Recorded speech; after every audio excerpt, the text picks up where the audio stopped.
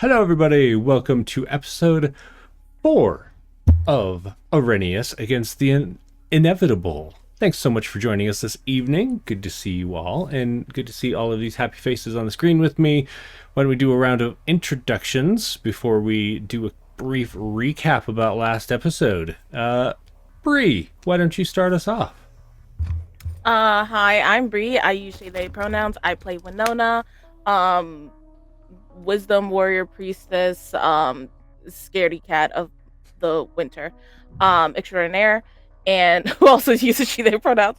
And yeah, I'm excited to figure out where we go, figure out if, Winona, survives the cold, and yeah. Nice. Who would you like to send it over to? I'm gonna send it over to Bluu. Hello, I'm Blue. My pronouns are they, them, and I'm playing Aurora tonight, who uses. I change it every week, honestly. So tonight, she, they, whatever. Let's do it.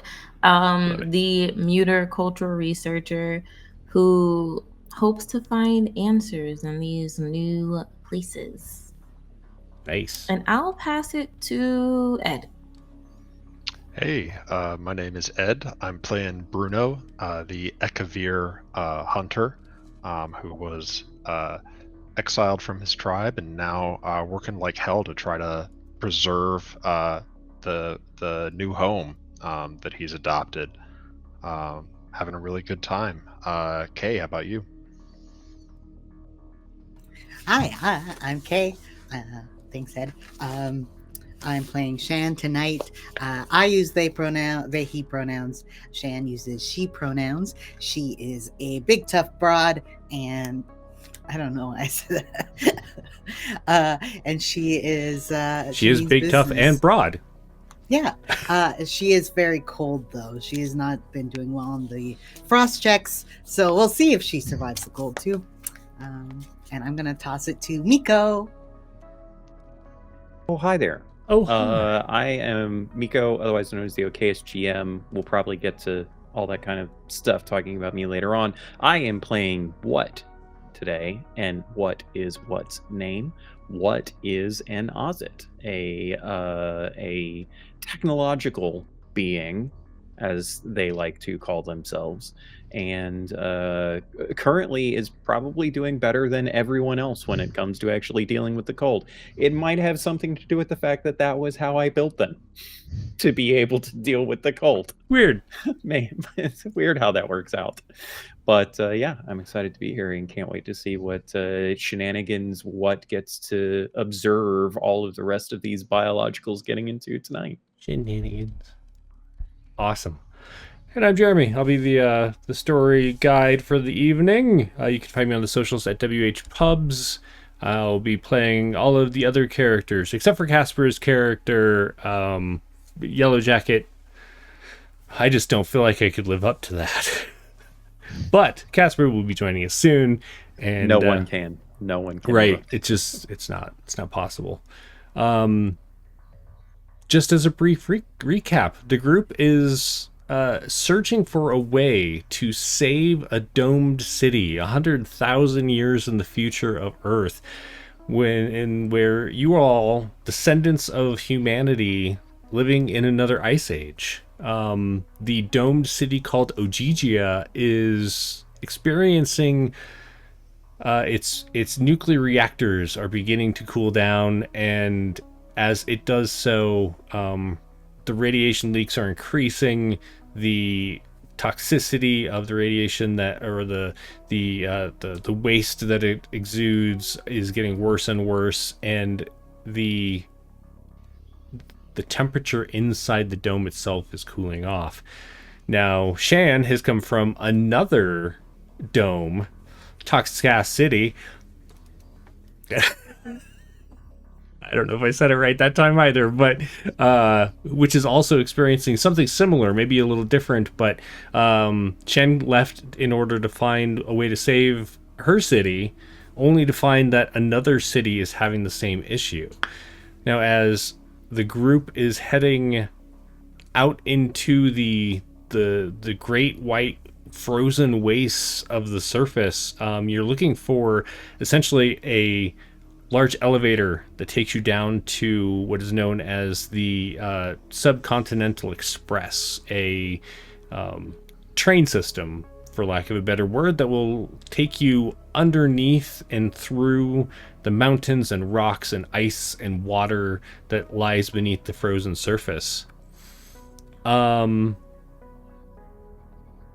You all have had some drama, some scares. You're dealing currently with running from what appeared to be an enormous bear-like creature that was perhaps mutated or some other changed in some way. The hunter of the group, Bruno, realized there was something a little more than the typical creatures that he has experienced before, and so you were running from that, and in the process,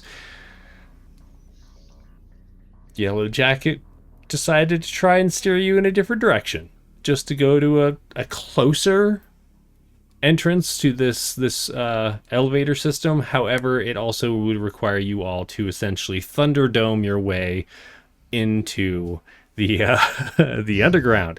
You chose not to do that, and so there's been this battle going on of who's leading and directing you in the correct way. Therefore, the storm you were trying to outpace caught up with you. Now, we are going to hand wave a little bit because we do have 2 scheduled episodes left and a lot to get through. And so while it would be interesting to explore this world on the surface, we are going to hand wave a little bit of time, and some days have passed. You're actually not 100% sure on how many days have passed, because it is very difficult to tell things like daylight hours when the sun hasn't been seen for weeks or months or years.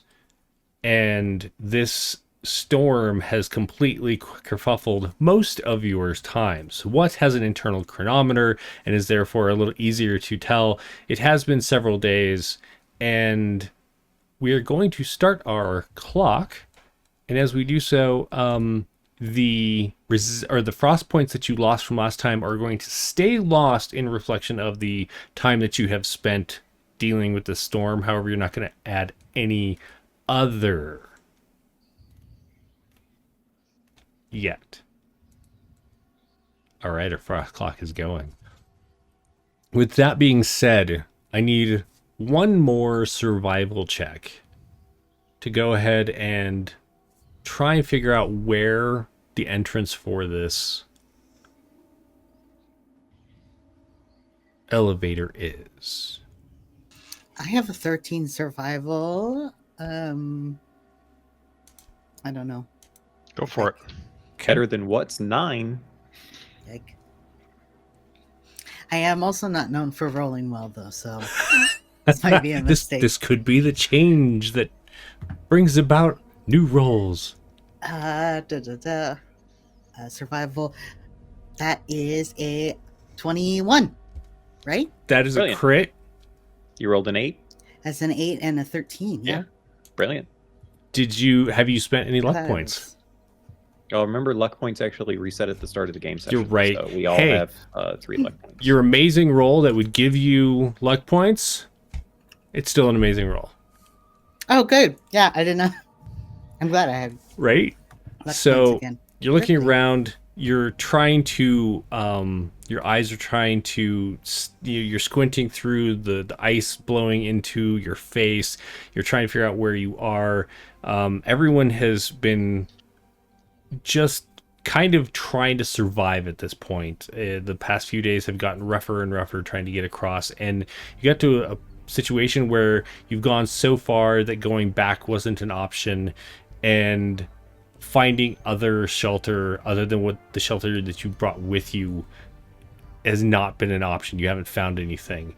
But as you push forward in the gloom ahead, you start noticing a distinct shadow, a deepening of the shadows in front of you as what appears to be a structure begins to rise up. The structure appears to have snow that has buried it largely, but beyond what looks like some not not like dunes or sorry, my brain turned off. Dunes of snow have a name. Snowbanks? Are you thinking hills? Snowbanks. Thank Oh. you. There are some snowbanks that don't look like they've been blown in, but rather like chunks of ice and such have fallen off the top of this building and like collapsed in this recessed area. You can see that behind these snowbanks there appears to be a large metal door.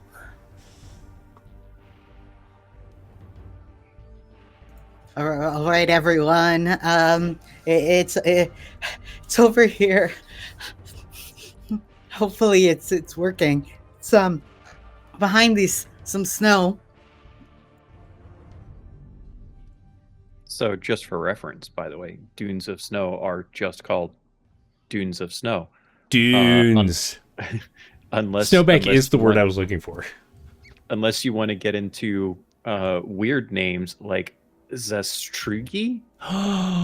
That sounds like some kind of weird vampire clan from Right? World of Darkness. It does. It's Russian. Nice. So, what do you do? Tell me more about this door. Is it open? Does it have writing? Is there an obvious means of access? Yeah, so as the I'm group looking for the same. moves closer and kind of begins to climb over these dunes of snow that don't seem to be have blown in, but rather like some of the snow has blown over them to make it a little easier to get your skiff up and over to the other side, but a lot of it's just like chunks of ice that seem to have fallen from above. And as soon as you like get to the top, you can see this massive door. It's probably 25 feet tall, maybe 40 feet wide. It's a double door that seems to open to the side to side, and you notice that it's been defaced. There's either paint or some kind of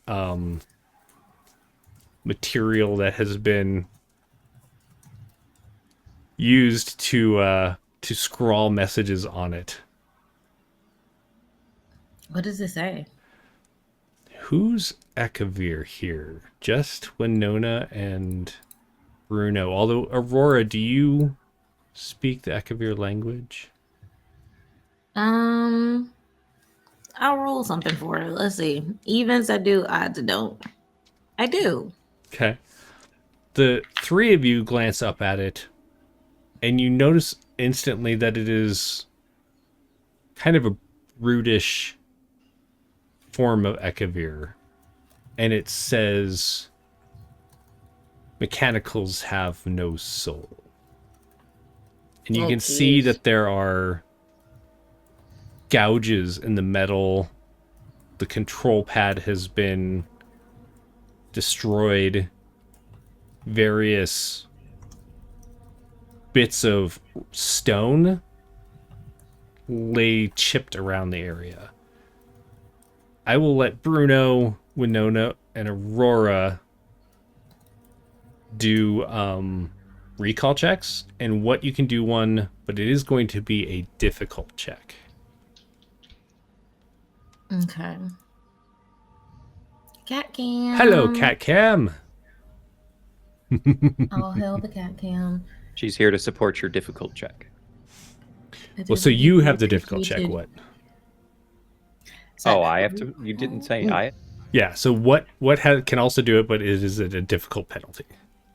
It says, what have no soul? Sorry, can you repeat it? Unfortunately. Mechanicals. Aurora like steps up to it, takes out their data pad and scans it, so that way they have like a picture of it.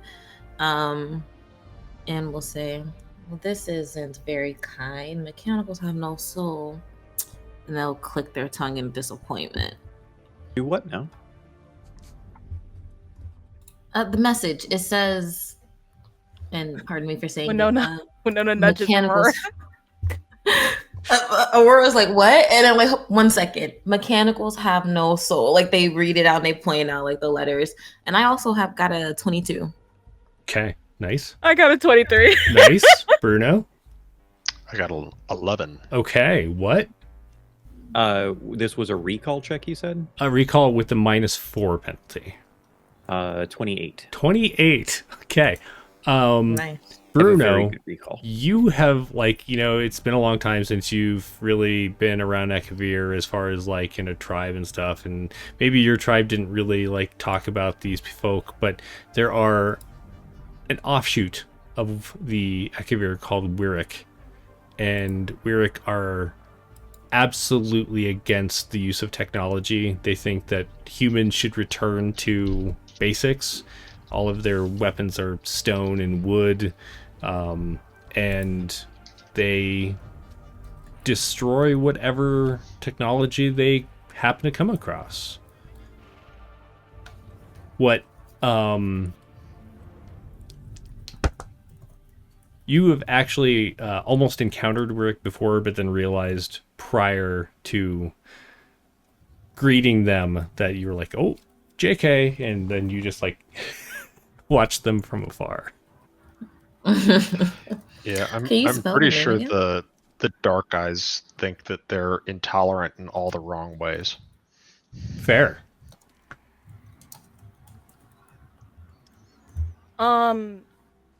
So this was written on the door, like etched into it. Yeah. Well, so Does it's smeared on the door. Oh. And now that you know that it's not, that was written by Wirik, probably in some kind of blood, maybe other Don't you say it? maybe other body stuff. I was, Mm-mm. and you and I were on the same Right. page. 'Cause I was like, Like, without investigating further, you're not sure. yeah, Winona's like disgusting. like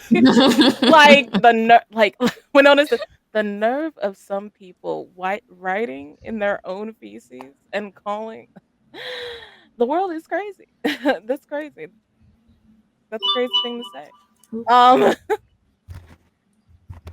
And is it look like it has been opened like anytime soon or anytime recently? There's a good deal of snow and ice buildup. It does not look like it's been opened. It looks like perhaps the Wirik were trying to open it. Like there are chips of stone that have been slightly covered by a little bit of snow. So it's not like they weren't just here, but it looks like they were trying to gouge at the door to like pry it open. But it's huge. There was no way they were getting in. Whew, fantastic. I was really nervous there for a second because if they got in, they surely would have destroyed everything. Good thing they're too incompetent to do that. Truly. Jeremy, I rolled a 22 on my recall check for that. Right. Would So we just know what? yeah, so you, Gotcha. What, and Winona all know that. Bruno's the only one who don't really know about Okay, Warwick got it. all that much. Shan's And you looking said the it's other a- way. Not even. It said words. Right. I can't tell.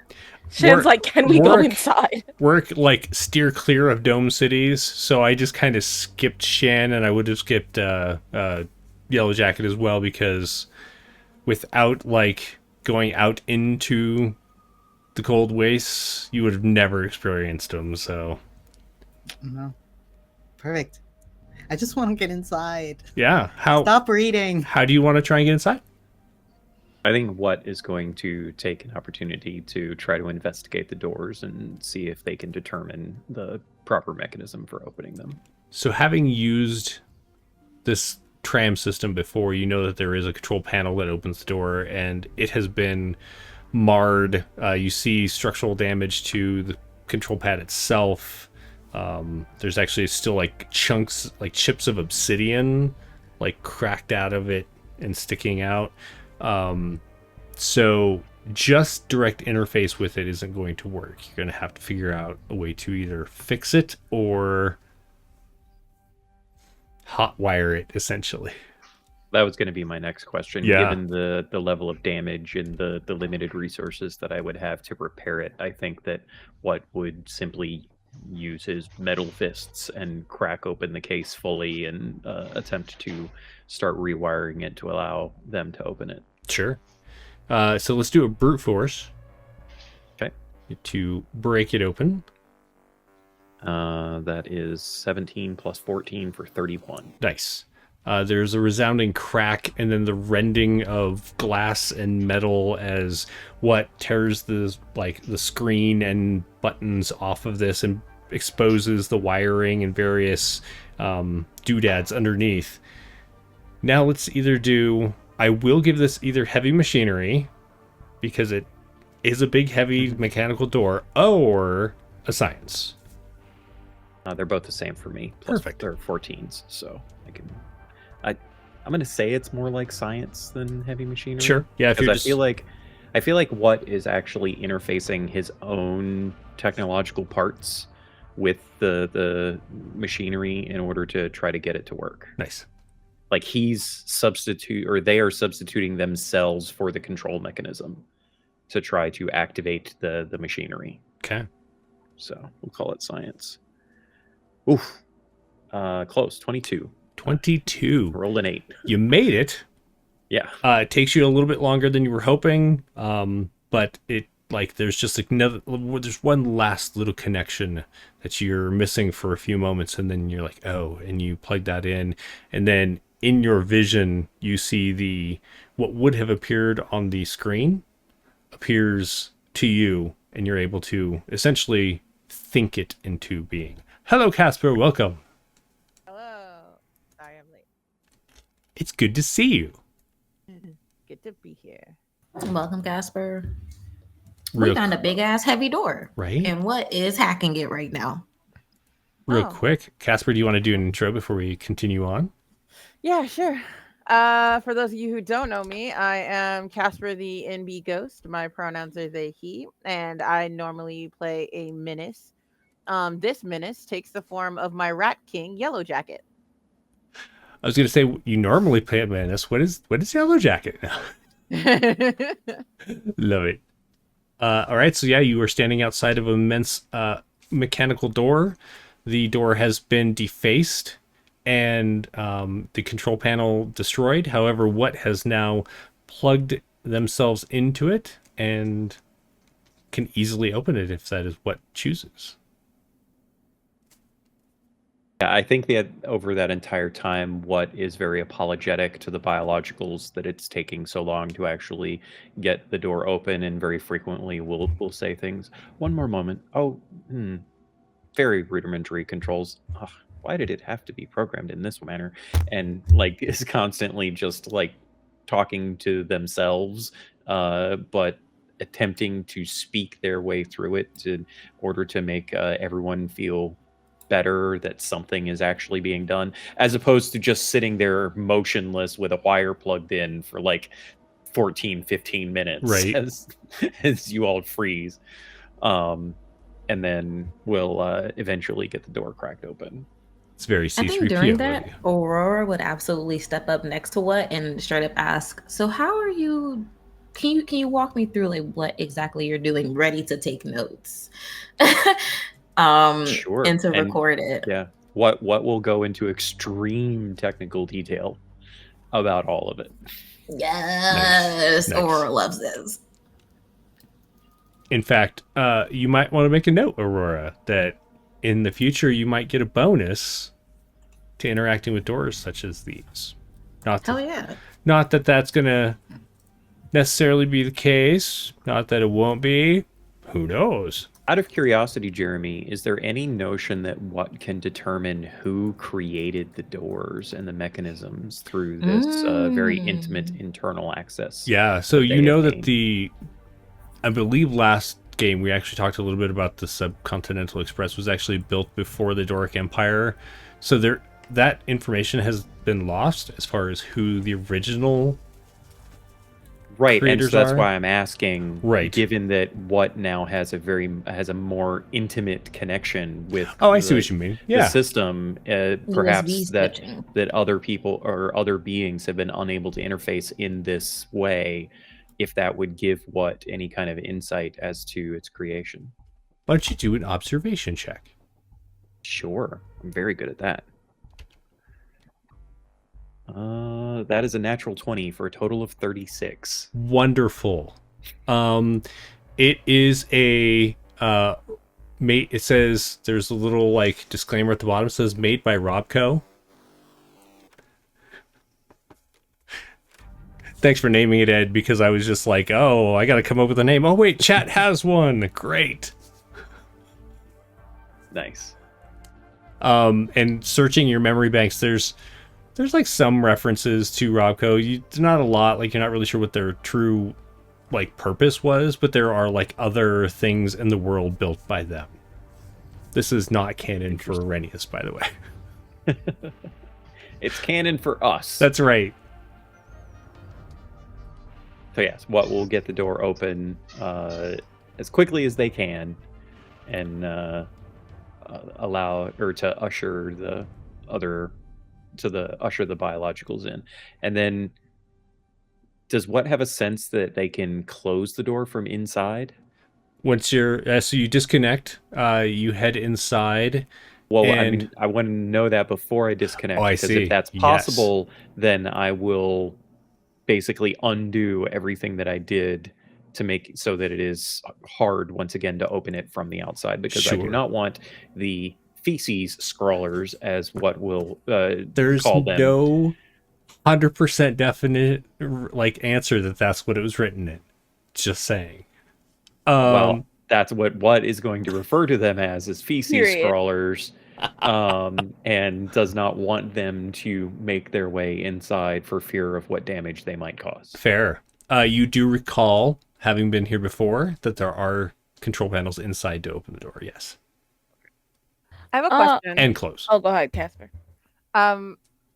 My question is, considering the medium in which was used, can I read this warning or whatever? Because of the medium. Yes. If it was We've written already in paint, determined what it says. Right. Okay. Yeah, it says they announced to you, it says mechanicals have no soul. And it was written by an offshoot of the Ekavir called Wirrick. The Wirrick are return to nature type folk who destroy technology on sight. Feces scrawlers. Feces scrawlers. Yeah, no, that sounds about right. And as you head in the door, we hit our 20-minute mark. How unfortunate for me. I just got here. But you all just got in out of the cold. You were inside, away from the storm. The door shuts behind you. There's like that one last moment of burr as Wait, can I was gonna ask something really quickly. Can I, like, before we go in, can like I do either a recall or something else to just be like, how fresh was that? Like, was that written like 5 minutes ago? Or like, was that written like it could have been, who knows how long? You know what I mean? Do an observation check. Yeah, absolutely. Okay, cool. And this is going to be a collection of various clues that you saw while waiting for what to open the door. I'm curious what expertise Wainona has in their history that would allow them to be able to date frozen feces. Listen, the heat radiating off of it, I don't know. These people are weird. Like the smell. Wait, what did I do? What am I rolling? Observation? What? This is observation. 3 was looking down and did not see you, and be very thankful for that. 3. I didn't. Like, I was like, what happened? I don't know if that makes sense. That is forever on the internet, and you should be ashamed of yourself, Jeremy. 6 plus 13. I don't think that makes it. 19. You look around. I will give you that you can see that snow has blown over a lot of the chips of stone that were broken off of their weapons, and you don't really see a lot as far as footsteps. So, like the footsteps you can see are more like shallow trenches of snow that had been filled in. So it's been a bit, but you can't really tell how long ago. All right, sounds good. Everyone, can we go? Aurora is like shivering.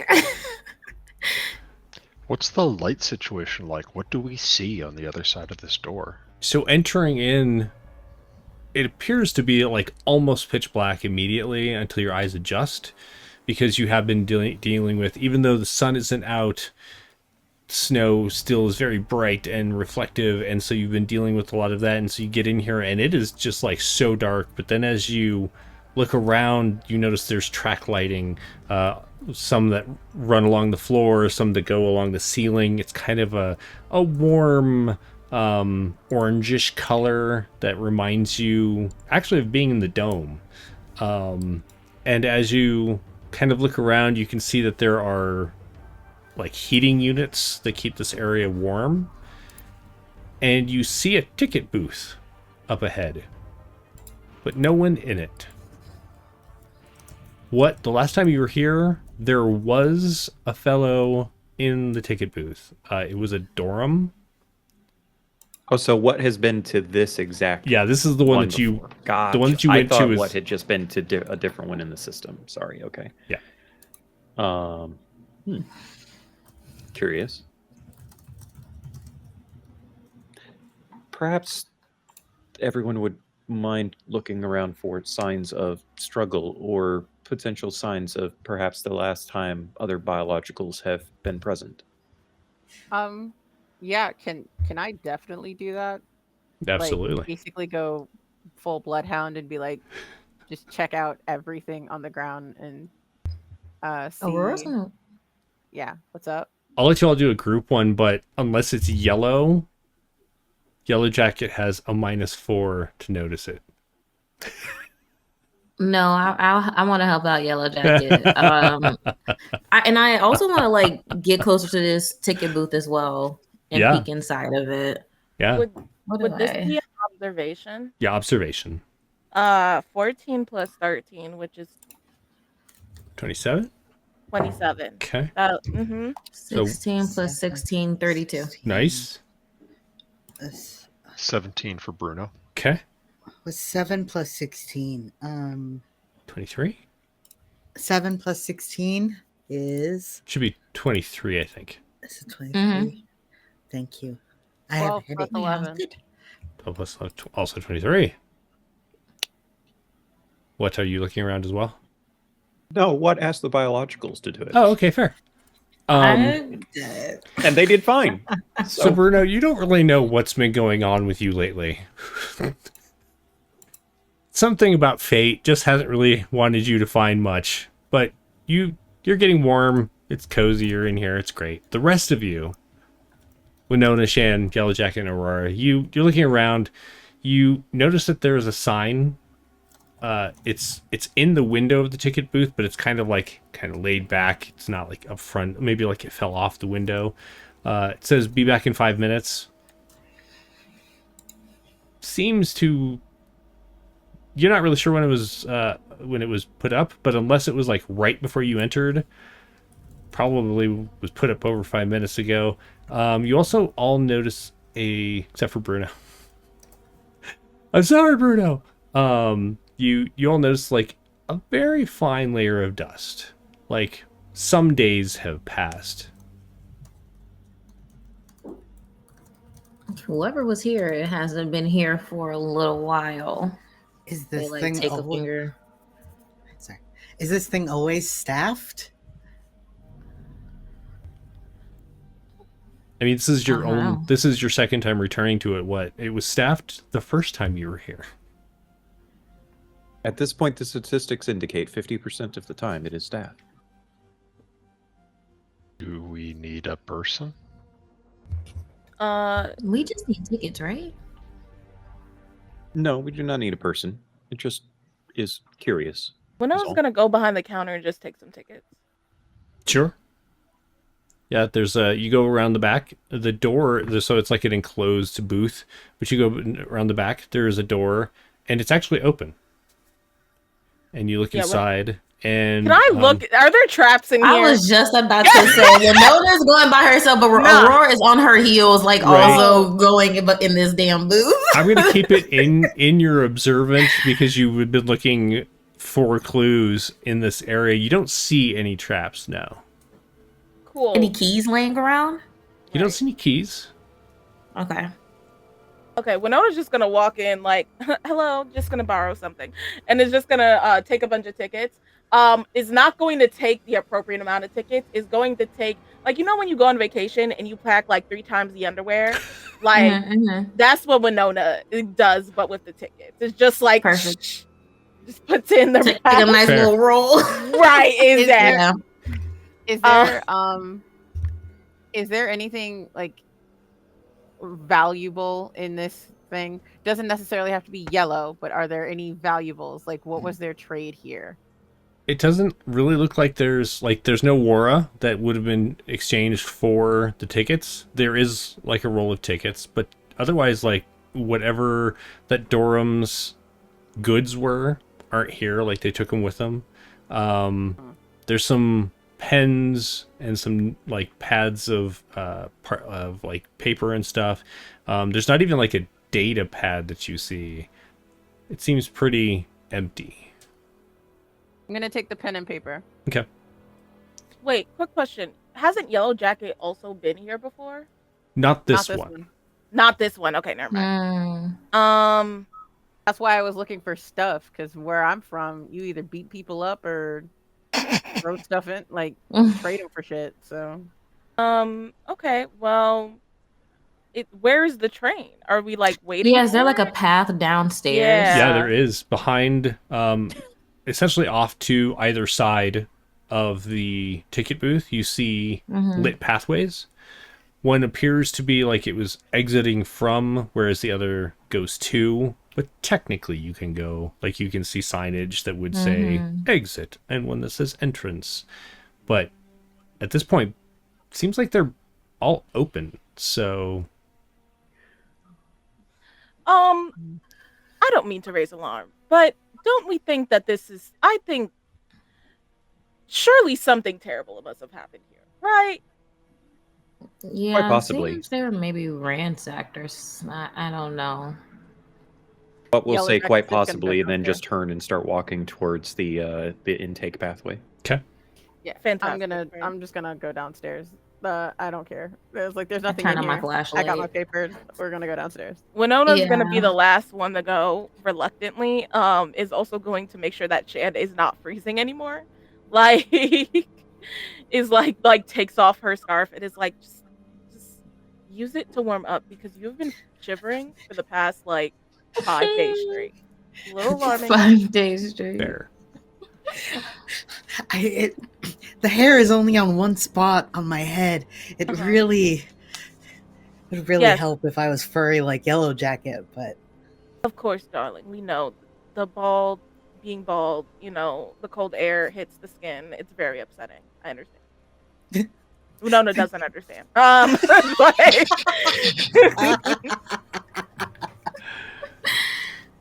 That's so funny. So as you head down this walkway, it ends up leading to essentially an escalator that is still running. You head down. It's playing some calm, generic music that you feel like you should recognize, but it's like odd enough that you just can't quite place that song. And you get down to where there is a turnstile, and you can see where you place your ticket into it.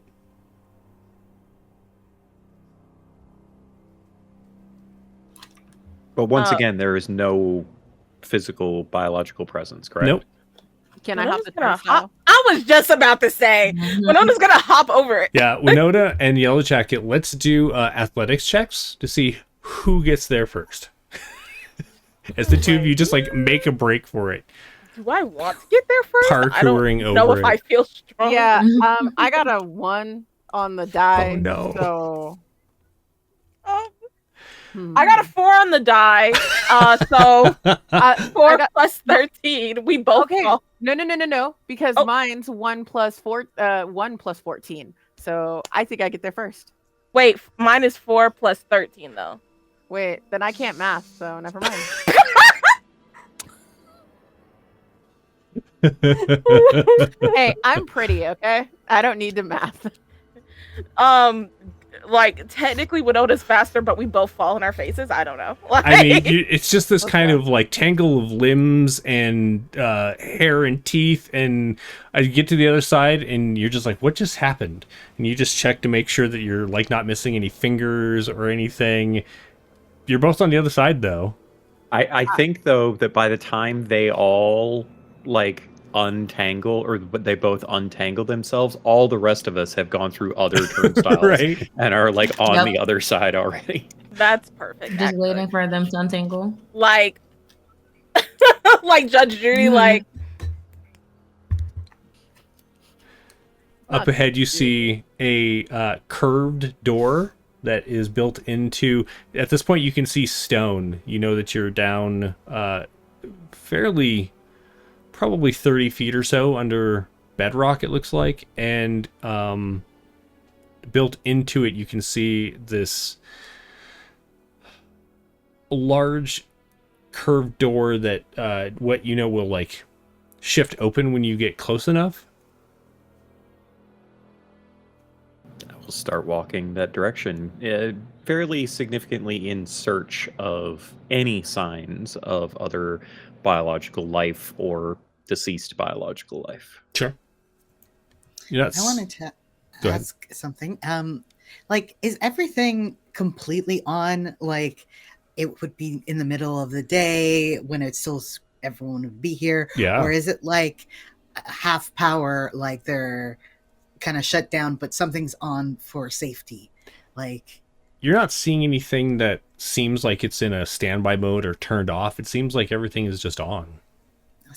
so weird. Okay. Do you mean it- by like is something running like on a backup generator kind of vibe? Okay. Like yeah, either a backup generator or like I know some places where I live, like there's like one light on in an abandoned area, just so like if kids are there, Mhm. which they definitely will find their way there, Right. you know, they could see how to get out. But like, I don't know. I think Winona. I mean, going off of what Kay was saying, I think Winona is looking for like, does it look like somebody just up and left everything? Like, you know, in like Apocalypse, where it's like, okay, there is pizza, there is like a half-eaten pizza out. Like nobody prepared to leave here. Does it look like people Mhm. prepared to abandon the place, or does it look That's like a great question. is there a soda can Yeah. that's like half drunk? So you words? didn't notice any sign of the Durham at all? The one that what said was here? Or any sign of any other worker that may have been here? Just nothing. When were you here last? Jeremy. So at this point, what it would be like almost 20 days ago? Okay. Oh shit! I was expecting you to 20 say days like isn't a long 100 time. years. I was hoping you would say I like was 20 thinking a longer years. time. You know what I mean? I mean, he's an Ozit, right? What is time to him? Right? Right. I will say the exact number. I will say the exact amount of time in like minutes. Yeah. And then I will correct for interpretation and give days, hours, minutes. Love it. I was going to figure out what that is, but not going to take that time. I think we keep moving forward. No signs of like blood, nothing ominous like that. You Wait, know? Winona has double checked like 3 times and has gotten nothing. So Winona's just full speed ahead. Winona's not bot. Like listen, if something comes out and punches me in the face, they did a good job. I deserved it because I checked 3 times and there was nothing weird. Like, Nice. That's on Question, me at Jeremy. that point. Yeah. Yeah, honestly, at that point, that's on me. Question: with data pads, can we send information to people? Like, can we text? Can we text? I'm going to say not out of a certain distance. So within your group, yes. But Okay. the networks that you connect to in things like the Dome Cities or even some of the retro metros is just lost. Like once you get like a certain distance outside of the city. Okay, that's fair. I will, just in case, whenever I'm able to get a connection to get this over to the doctor, I will be sending photos and like just like my notes that I'm taking of like the path that we're taking and things that we're discovering to the doctor. So whenever I do get a connection, they'll just, go through. Gotcha. Nice. Yeah. Is there a train here? So this is the elevator that takes you down to the Subcontinental Express. How many floors Okay. does this elevator have? Like, how many buttons are we seeing on it? So as you approach the door, it does slide open. There's a rumbling noise. It's more just the weight of the door. It doesn't sound like it's having an issue opening or anything like that. You're not alarmed. As the door opens, there is a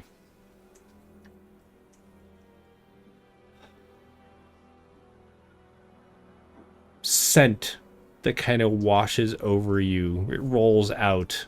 I'm gonna have everyone do a recall check. Bruno, you have a +4 to this roll. That would be a Recall. 29. Nice. 17 for what? Okay. 19. 19. 36. All right. Ooh. Bruno, you've actually smelled this recently when you were in the dream bar. When you were sitting on the beach, the ocean has this scent to it, this kind of saltwater scent to it.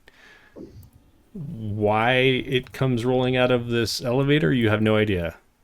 And then it just kind of like you all acclimate to it pretty quickly. And so it's like it's in the air, but it's so faint. It's hard to like really notice unless you're thinking about it. It's like seawater, like a beach. Yeah. And Aurora, the water in Domagigia is freshwater, and so for those of you who have experienced this, it would be from things like saltwater fish tanks that species are kept in to preserve them or for food or whatever, as opposed to experiencing it in person. Or you might like to lay around in a salt bath. Hey, That one Okay. sounds accurate.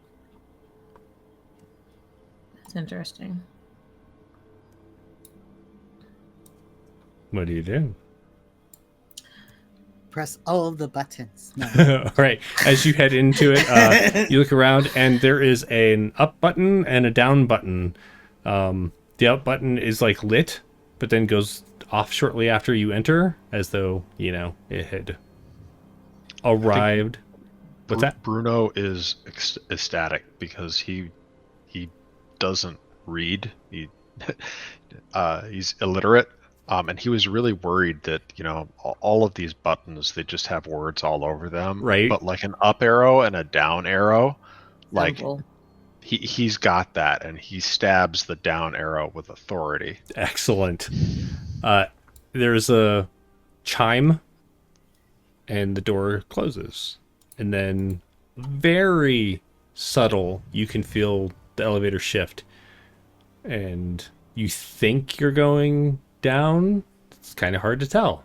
You definitely get that sensation, you having been on one of these before. It's just very well made, so it's not like those elevators that you think you're gonna die in. It's pneumatic versus cable. Yeah, and this is gonna take like probably the better part of an hour. Oh, geez. Yeah. This elevator? We're going D. Yeah, you go, and you also get the feeling it's not a super fast elevator, but it goes quite a ways down there. As Holy soon as we shit. start moving, because I'm assuming all of these stations have elevators, so I'm just gonna get comfortable and start sketching in the corner. Nice. Because like I've been on this, like Yellow Jacket's been here before. It's like, yeah, okay, now it's time to sit and draw. This one is different from the one that you've been on because, like, Oh yeah, no, because that one. there's not skulls in this one. and there's not like trophies like taken from those who have been beaten and stuff. So Yeah. This one's boring, so I'm gonna just draw. fair. What are you drawing? I will tell you when we land. Okay. Is there anything that anyone wants to do on the ride down? I think I spend like 3 or 4 minutes being like, okay, we're gonna get there. Are we there And then yet? I'm like, why are we still on here? And then I'm like, what? How long is this gonna take? What will provide periodic increments of time to reach destination? Amazing. Love it. I Windows- also think That- somewhere in what's databanks, they have a reference of like elevator music, and will be humming elevator music periodically. Love it. Not in an effort for anything for themselves, but just to keep the biologicals calm. Fair. About an hour- Winona. Oh, go ahead. No, go ahead. No. I was gonna say Winona would be like, "What? I don't think you have to do that. We can keep ourselves entertained. Look at Yellow Jacket. Yellow Jacket.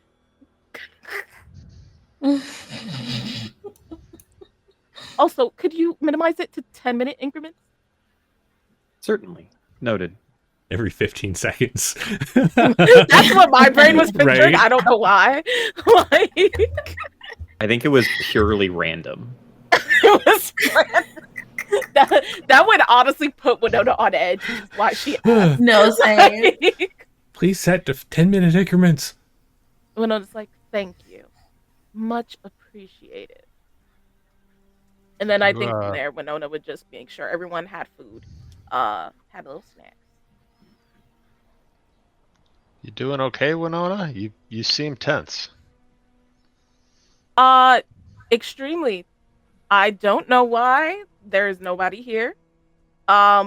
Everybody seems different sections of concern. And what is playing elevator music, which is the objectively worst type of music to play. What elevator? What will stop? I apologize. My memory banks indicated that such things as this were commonplace in methods of travel for this, specifically for the purpose of keeping biologicals and their journey calm. As soon as what stops, Yellow Jacket's gonna do. I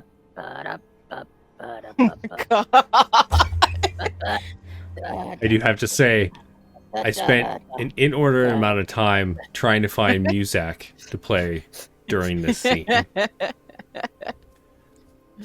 Winona is massaging her temples and absolutely says, like, I do believe that your information is correct, but that doesn't necessarily mean that it succeeds in the calming aspect.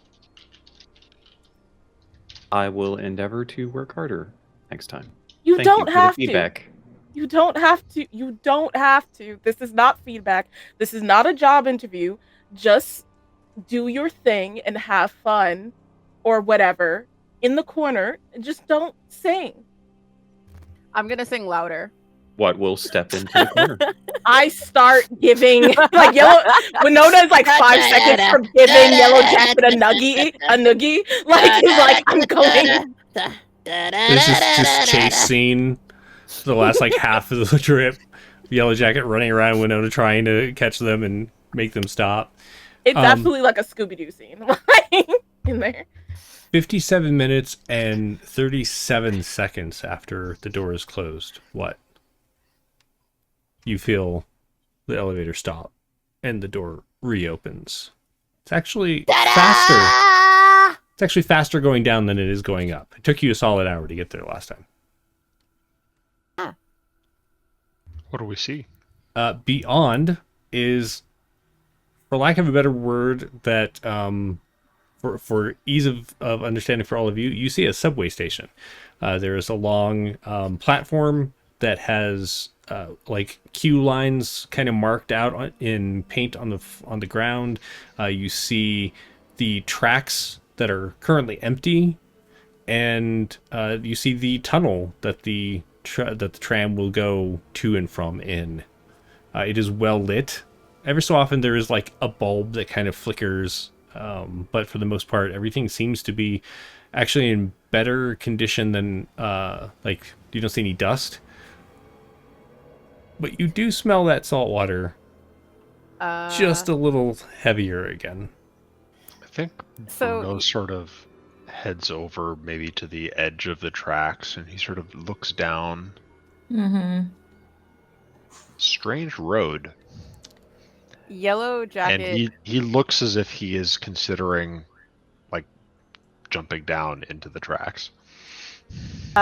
Yellow Jacket is going to be like the last one getting off the elevator, because they're not used to silence at this part, like at the station. In all scab stations, there's a market here where people are trying to like sell wares and everything. Like you gotta fight your way to the actual train. Yeah.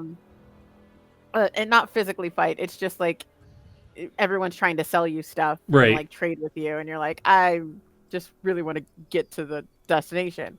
So for it to be just completely empty and completely silent, it's just off-putting. So he's like, it's gonna reach for its knife that the professor gave it, and is just being very cautious as it steps off this elevator. Okay. The quietest we've seen Yellow Jacket. Right. I think Aurora walks up with Bruno because they were also interested in looking at the tracks and kind of scanning them.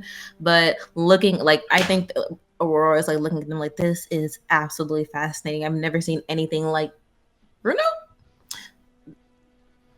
I think you shouldn't touch those. If what I've read is correct, they can have negative effects on people made of fleshy stuff. And Aurora, you do see the signs that say, like high voltage and danger and stuff. But Bruno, seeing the signs, doesn't know what they say.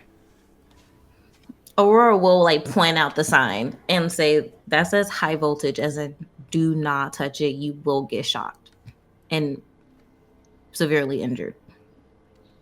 I think Bruno sort of frowns, takes a step back. Then how does the road work? Well, to my understanding, it's sort of like a container, a metal container that has doors and windows, and we step onto the container, and it has special wheels to ride along these tracks. And Aurora's like, I'm pretty sure that's what was scanning through like some of their past notes to make sure that what they're saying is correct. Yellow Jacket is too busy with their head on a swivel to give another demonstration on how this thing works. Yeet. Go ahead. I was gonna say, I think Winona would go next to Shan and would be like, Shan, do you see anything like a schedule or a time frame in which people would a train would pass? Most because Winona doesn't see anything. Like Winona's like, I'm tired of looking for things at things. You're standing next to the schedule as it's like I'm sitting right next to the schedule. Time. It's right there. Right. Do you know when the train's coming? So real quick, Aurora, as far as figuring out how they work, you are mostly right. There is this system, as far as what you can tell from your data pad, runs off of a self-contained engine that powers the train. However, when it comes to arrest in these stations, it's also recharging any lost energy. And so You absolutely don't want. It is much like a subway today, where you don't want to like touch the tracks. However, once you get out into the world, there wasn't. It was more effective to have self-powered engines than it was to have like a electric subway, essentially. Winona, who were you asking to find the schedule? I was asking Shan. Okay, Shan. Make an observation. You can have a +8 on this roll. Holy crap. Okay. It's like right there. Right. Like it's right next to us. Okay. I rolled an 8. I have a 7. It's a 15 plus 8, you say? Yes. Is that enough? So 7 plus 8, 15, and then what's 23. your? Yeah. You look around. Oh, it's right there. There's a screen that is updating in real time the various routes that are arriving and when they will arrive. You notice that there are some that are delayed. Some are closed for renovation. And some are moving in normal time. And then every so often you can notice their time tick up or tick down as they maybe gain a little headway or lose some. The question is what train, like, so you could tell that different actual trains come through here and then go out to various terminals. And you're looking for Ammiya. But how are you going to figure out where Ammiya is? Is there like one of those signs that has like the train routes on it? You know what I mean? Like a map. It is okay. So there is. So knowing what we know about Ammiya, who was it? I think it was Winnie who knew like the general area of it, or like a radius of it. I don't know, but can we try to take what Winnie knows and look at this route? So why don't we do? I'm going to have what? Because of a historical context, and Winona do recall. Yeah, what's this station called? I want to know. Oh, what is this station called? Oh, that's a great question. I didn't think of that. I got a 25 total. What could be called Death Trap or something like that? What is this? A recall? Nope, that's a scab station. Right. 22. 22. So both of you succeed.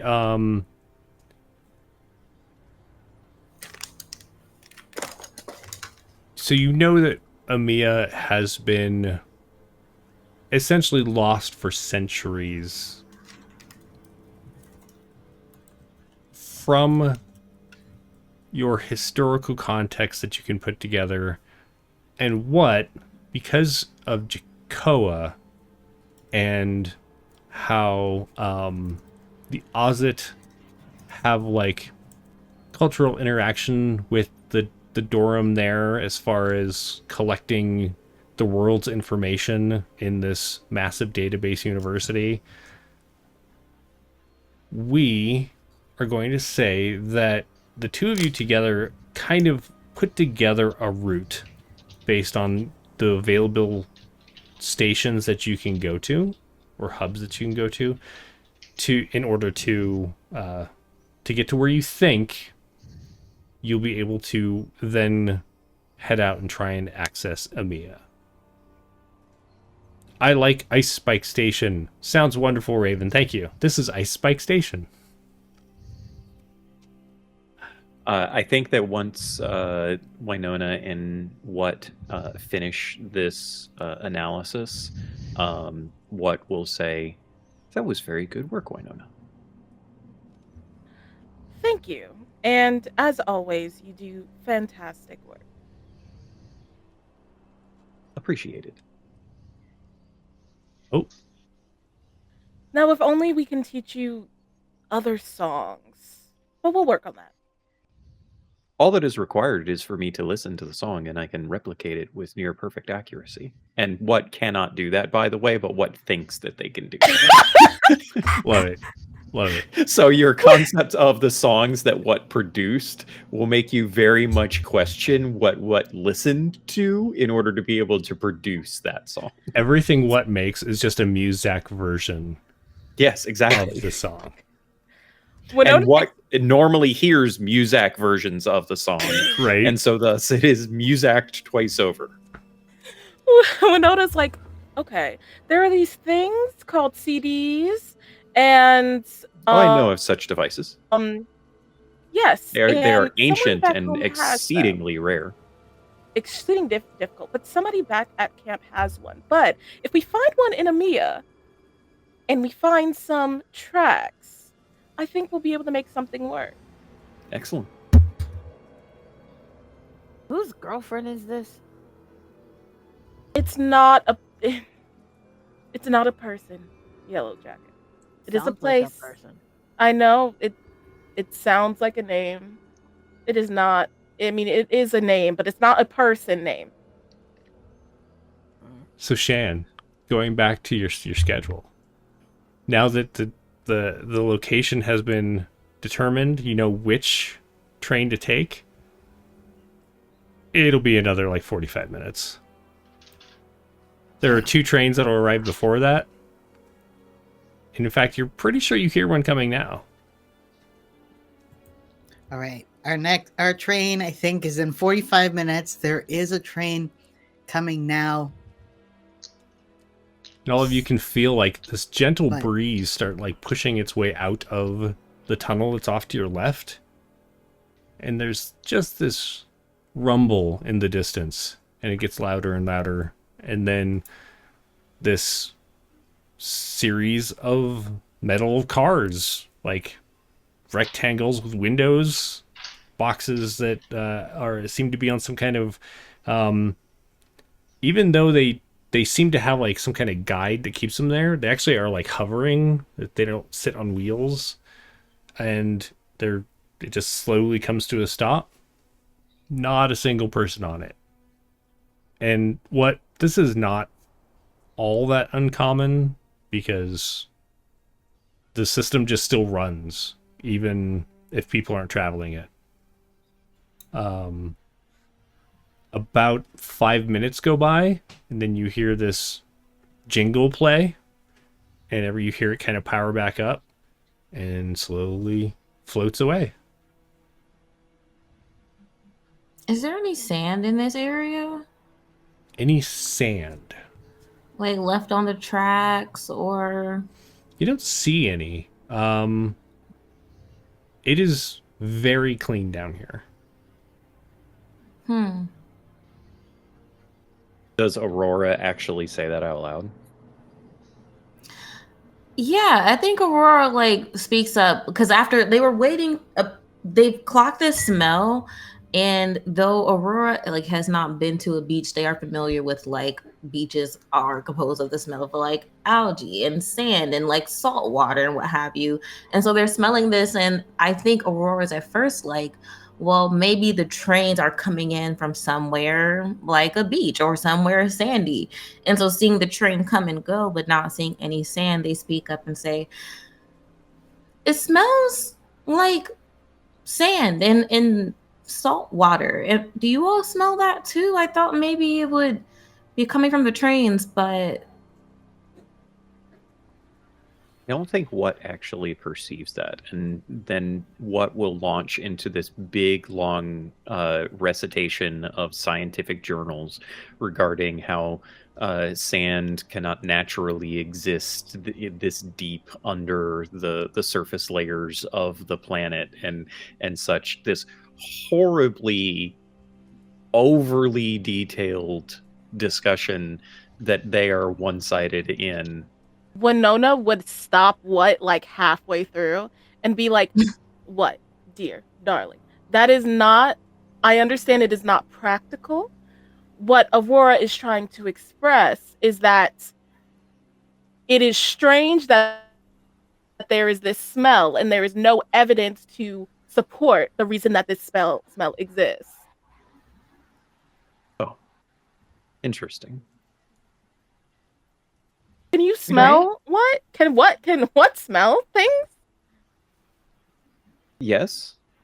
Perhaps not to the same degree that biologicals can, as that is one of the many benefits of a biological entity. However, as a technological entity, we have supplanted certain affinities for such things. Yellow Jacket's just gonna look at Winona like, "Can you smell?" Can you smell? All right, we're not getting. Do you all smell the sand? Though? All of a Do you sudden, it's ca- like the Spider-Man thing. They're all pointing at each other. Can you smell? Everyone's like, Can you smell? Can you smell? Can you smell? I actually think Winona failed her role, so no, she can't smell. Actually, Very stuffed up.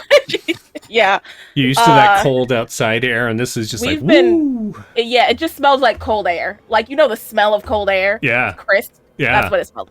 Aurora's looking at like Bruno and Shan, like, please tell me I'm not the only one smelling this. I've never smelled this before, so I can't Can help I you try there. and track the source?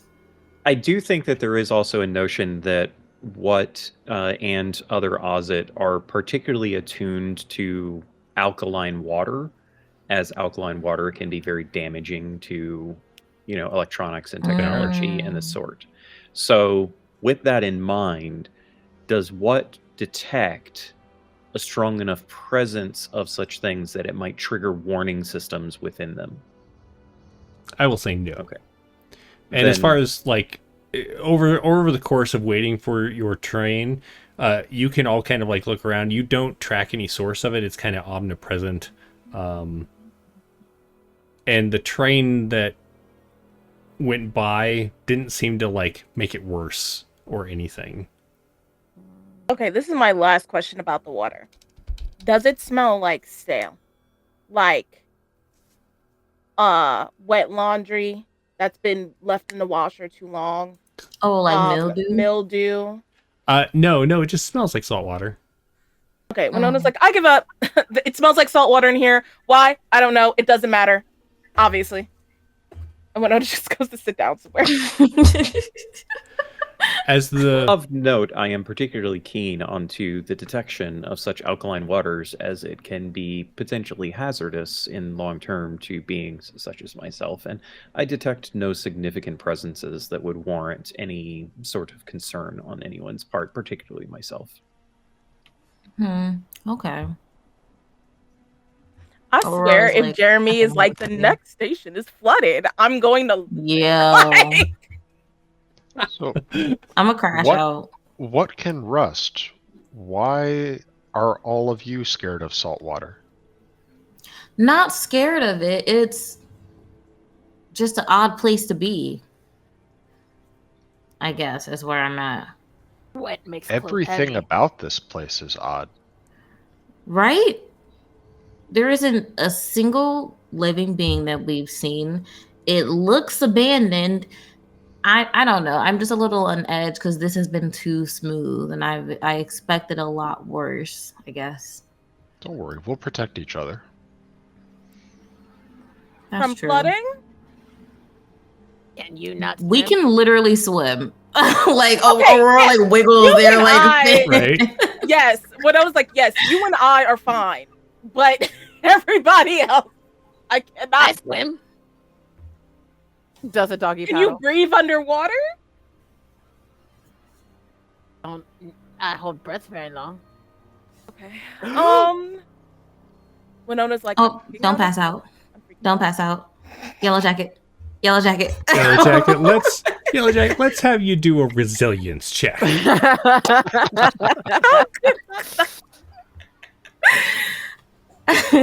Oh no, my boy is not from Florida. 16 God. total. It's about 30, maybe 45 seconds in that Yellow Jacket just kind of sways a little.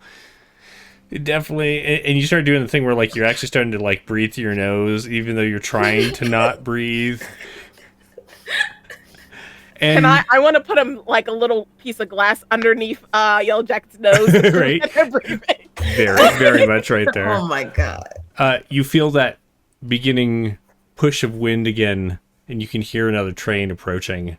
This is not your train. It'll be the next one that arrives. I'm gonna let my breath out as that train goes by, like As it comes to a stop and like settles down, you can hear the maglev click in, and it begins charging, and the doors open. And there is a pretty solid stench of salt water. What your sensors don't like alarm you, but you definitely notice it. And you noticed water trickles off from inside, and kind of like there was like pooling water inside of it.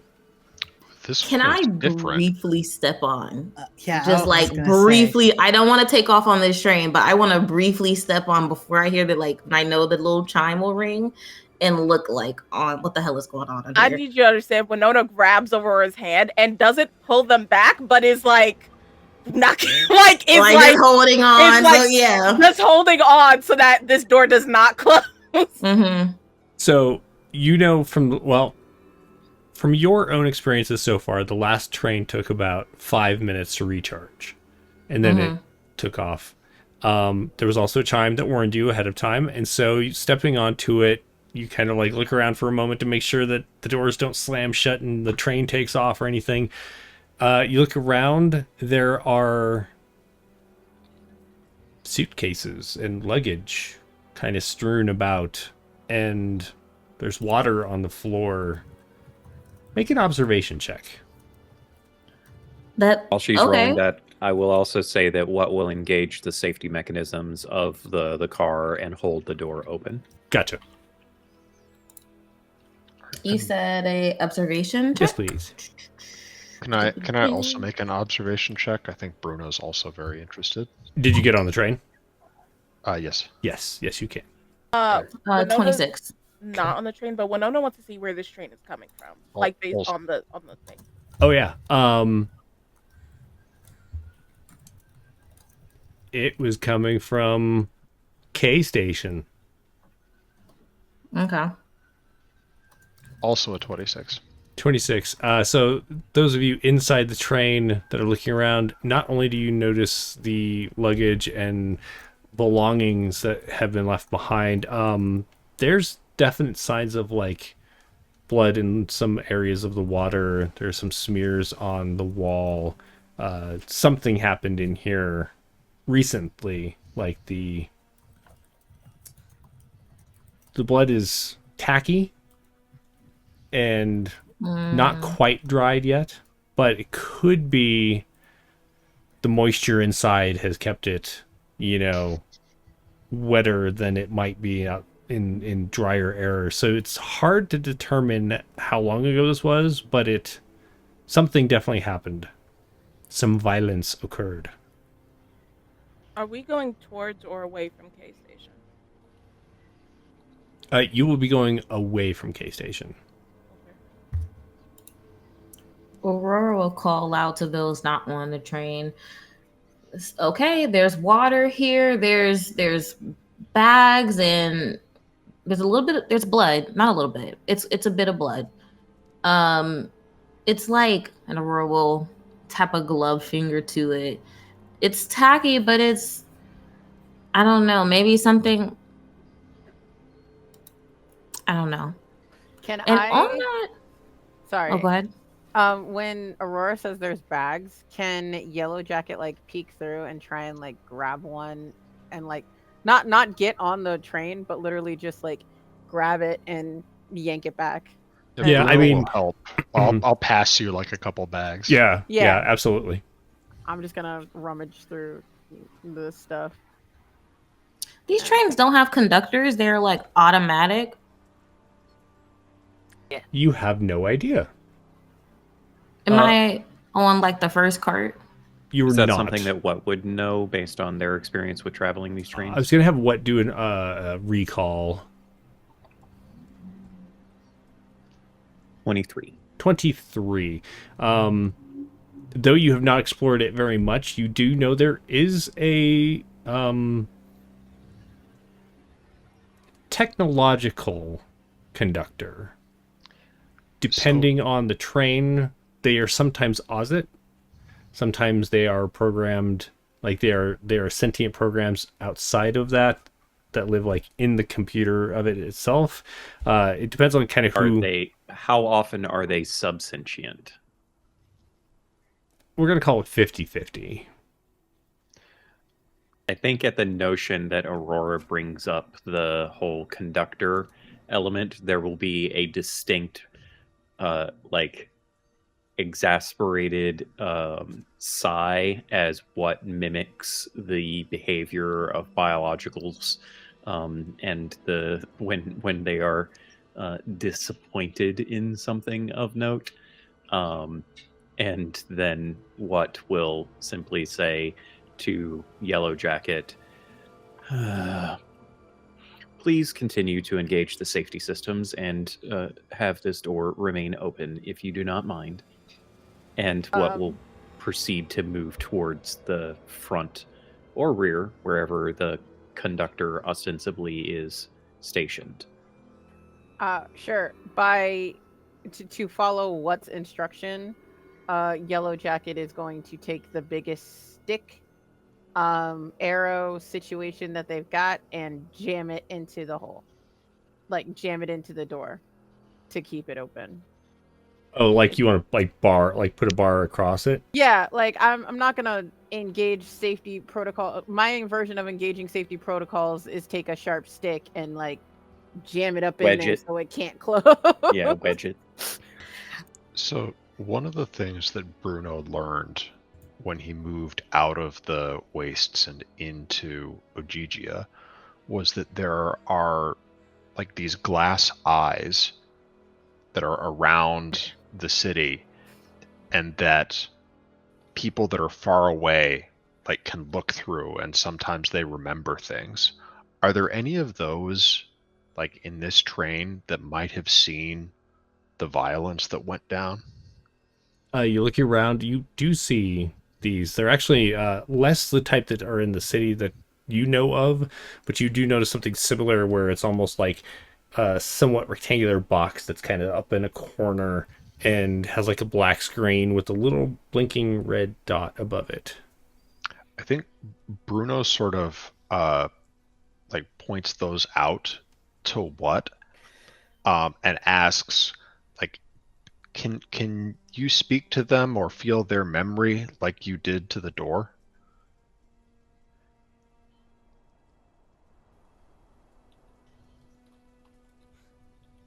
Data stream does not work in similar fashions as to that. They will be under the control of the conductor. I will be better served by attempting to interface with them. If the conductor can tell you what happened with the blood, I have fears about the blood. Duly noted. I will attempt to acquire the information of the journey from K Station. That'd be great. What? Aurora will step off the train for now. Okay, so for those of you in Owlbear, you're going to see a really wide map Oh shit! of Yeah. a train. Running. You can be investigating actually, because it was a passenger car that you're in, this one that you're above is where you are. Obviously this is not in a train station, but for the sake of this game, we're going to engage our imaginations and pretend like this is a stationary train currently, not speeding through the grasslands. And you are on a platform. If you are on the train, please put yourself on the train. If you are out of the train, go ahead and put yourself on the platform. The train was heading to the right, and so you know the engine is that direction, or the where the conductor is. And so what, if you're heading in that direction, let me know. I am, but I don't know what direction you had indicated. My apologies. To your right on the map. Like that? Yeah. anyone going with what, or is what heading off on its own? If what's going alone, I was gonna say, yeah, I would go with what, so it does not go by itself. Okay. and Winona would. I think that there is a part of what that is amused by that. Considering that what spends 99% of their existence alone. Fair. But doesn't say anything. I'll stick with Bruno at least for now, and I don't necessarily trust a big stick in the door, so I'll kind of be Right. placing myself Okay. in the door, near a door, to like be able to basically break the train. Hopefully, Sure. if we need to. But I'm staying where I am to, like, every time Bruno throws out more luggage or whatever, I'm gonna just rifle through it. Yeah. 1 for anything yellow, and then 2 just to have it open for all the other people to look through it. So the first bit of luggage that you go through has absolutely nothing yellow in it at all. Do you look at any of it? No. Okay. So what I'm gonna do is basically I dump out the bag. So not seeing any yellow, toss the bag to the side. And this is just an ongoing process. Is this? Yep. Okay. All right. So yeah, as I'm this, leaving it. I'm leaving it out for one of the taller people, to deal with, mostly Aurora, because Fair. she seems like the type to want to be like, let me poke through this. 100%. Yeah, so I'm like, just doing Aurora a favor. I'm just dumping it out, leaving it. They can go through it when they want to. Nice. And Bruno, you are helping in this process of removing luggage, or are you doing anything else? I think I'm. Bruno's first instinct had been to follow what, but seeing the other folks do that, I think he's going to continue sort of tag teaming the luggage with Yellow Jacket, and just sort of nudging Shan, and just being like, check for good stuff. Yellow Jacket really only sees yellow. okay, I'll keep my eyes peeled. If I miss out on something, Winona will give me a talking to, I'm sure. So as the three of Talk a you, lot. are kind of like working your way through the various luggage, you realize that most of it came from meters that are from a dome. In fact, you start like seeing tags that identify people that are coming from dome. We'll do Galt. Dome Galt. Gaulte. An actual dome in the actual book, not a made up one. Okay. And there's like brightly colored clothes, and it takes you a bit, Yellow Jacket, to really like find something that you could truly call yellow. There are some shades that are like, that's really orange, but oh, this one's kind of yellow. Yeah, that's yellow. Libby's getting this pile of treats because she has been sacked out since the first one came in. Thanks for the power treats. All right. Those of you who are heading up to the front, you enter into the next car. It appears to be like a dining car. There aren't tables. There's just a long bar with stools that are set at it, but you can see that there are cups that have been overturned.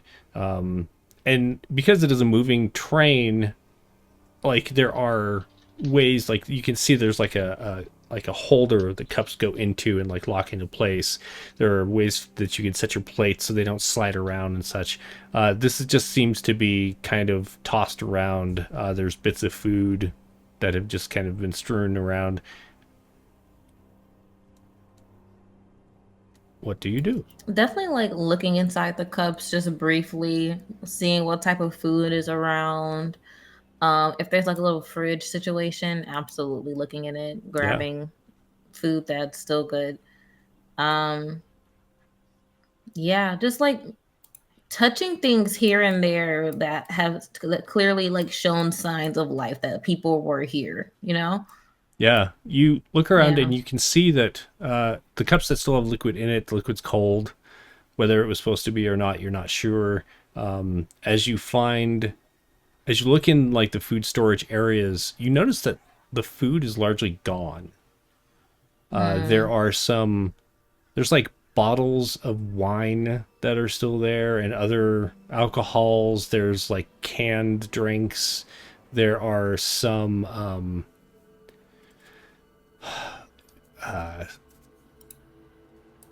sorry, my brain turned off. Like it seems like there's like a really cheap version to eat on here where there's like the MREs. I can't think of like a better way to say it, but like the just kind of like cooked down food that's in like a like almost like pellet form. Yeah, And yeah. those are left behind, but it seems that there should be more food, and none of it is here. Whoever did all of this, Aurora like motions around, definitely cleaned house when they came through here. Let's keep moving. Yeah, I think what is just steadily moving through, trying to calculate the amount of time that they have before the train's scheduled departure, and Yeah. attempting to reach the front of the train at a reasonable pace to offer them at least a minute or two of interfacing with the conductor, and isn't overly concerned with the things that they see, but will duly be trying to ascertain the volume of alkaline water that is present here and attempting to like math out the amount that would have had to have existed, assuming that it occurred sometime between K station and this station. Okay. You notice there is water in here as well. There doesn't seem to be as much. But you also notice that there are drains in the floor in this room, as though it's a kind of area that is sprayed down with cleaning chemicals and such. And so there's like it drained Everything out is better. hosed down as opposed to wiped down. Right. But just to be clear, when we were in the previous car, we weren't like sloshing through the water, right? It was just like damp on the floor. Correct? Yeah. In fact, there was some that like kind of poured out when the door opened, but even that wasn't that much. It was noticeable, but it wasn't like it poured out. Right. It wasn't like emptying a cup or a bowl. It was just like whatever had collected in the seams. Had an escape route when the doors opened. And like you could definitely means tell that it would have had to have like happened sometime between K station and this station. Yeah, you get that feeling. Because otherwise the doors being open would have, rendered that moot. So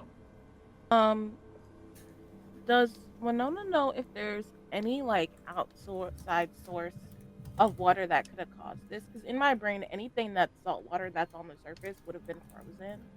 So is there any like places that I would have heard of that have water underground near here? Oh, water underground.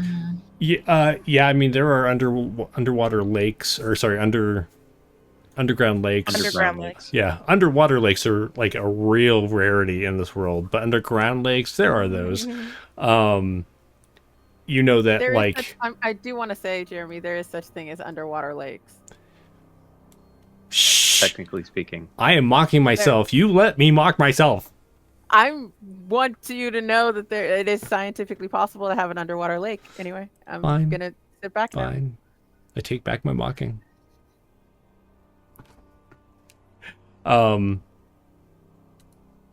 As you move into the next car, you notice it's much less cozy. It's very just like, this is a bench that many people sit on. Their suitcases go under it. The closest thing that we could call it would be economy. This is the economy car. excellent. And it also shows signs of scuffle, some smears of blood. You notice, actually make observation checks. Oh, really good. 33. Nice.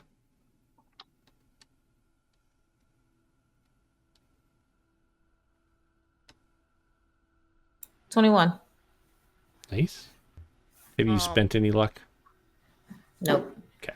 I I know you start spending my luck. I also got 21 and I found Nice. some left.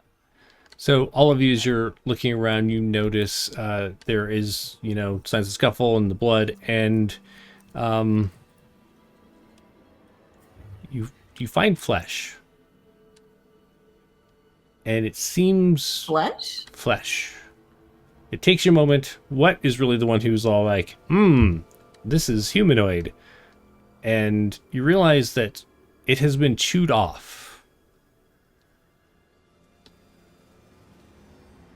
I see. I will point that out to the other biologicals as they are in the most imminent danger of having flesh chewed from their forms, as opposed to what? I am really starting to believe, and correct me if I'm wrong, that we should not be here. Well, what? Chewed off from like animals or other humanoids? I will give what with that amazing observation that it does not appear to, like, the teeth marks are not those of humanoids. Certainly creatures other than humanoid. Okay. Immediately, like, walkie-talkies, Bruno and Shan in Yellow Jacket. Hey, so we're about pokes head out the side door to count the cards. We're on the third cart. And we just found chunks of flesh, more blood. Looks like a creature did it, animal maybe. What says it doesn't seem like a humanoid chewed the flesh off, but it's flesh nonetheless. So I don't know, maybe come a little bit closer. Don't be shy. Is animal still here? Looking around, that's a good question. Looking around, Aurora, well, hearing that, Aurora will look around. Do we see maybe any signs like claw marks or what have you of this creature maybe being like in the next cart over? Are we hearing anything? Do we see anything like through the window of the cart? Mm-mm. It doesn't seem like anything's around. Yellow Jacket, I don't know. Winona's gonna speak up in this moment, and Winona's gonna be like, okay, yes, it appears nothing else is around, but as what so delicately put it, this must have happened in between K Station and here. So if it happened between K Station and here, and there is flesh and no signs of living or dead beings, maybe this is a mystery that it's not our job to solve. Not our You're the job to solve. anti-Scooby gang. This is the anti-Scooby. Winona is part of the anti-Scooby gang. Right. Not our mystery to solve, but 100% things to look out for. We don't have to solve the mystery of what happened, but it'd be nice to know who, what, when, where, maybe even how to cover our own asses. That's it behind us. So those of you who are in the car that has the door open, that are like going through the stuff, you hear. So we're like a couple of cars ahead of you, and there's like flesh up here, like. No! Jeremy's out to fuck us. We're so fucked. I knew I should have been anti-Scooby from the jump. As the static increases, Yellow Jacket, you're like reaching for a suitcase that Bruno's handing you, and you miss it because Bruno was right in front of you, and then Bruno kind of jerks a little bit and starts heading to your left. Sorry. Your right. Starts heading to your right. I need everyone on the train to make a reflex. Sorry. Oh my fucking I don't know God. if I just... dexterity check. No, actually, sorry. Let's do agility.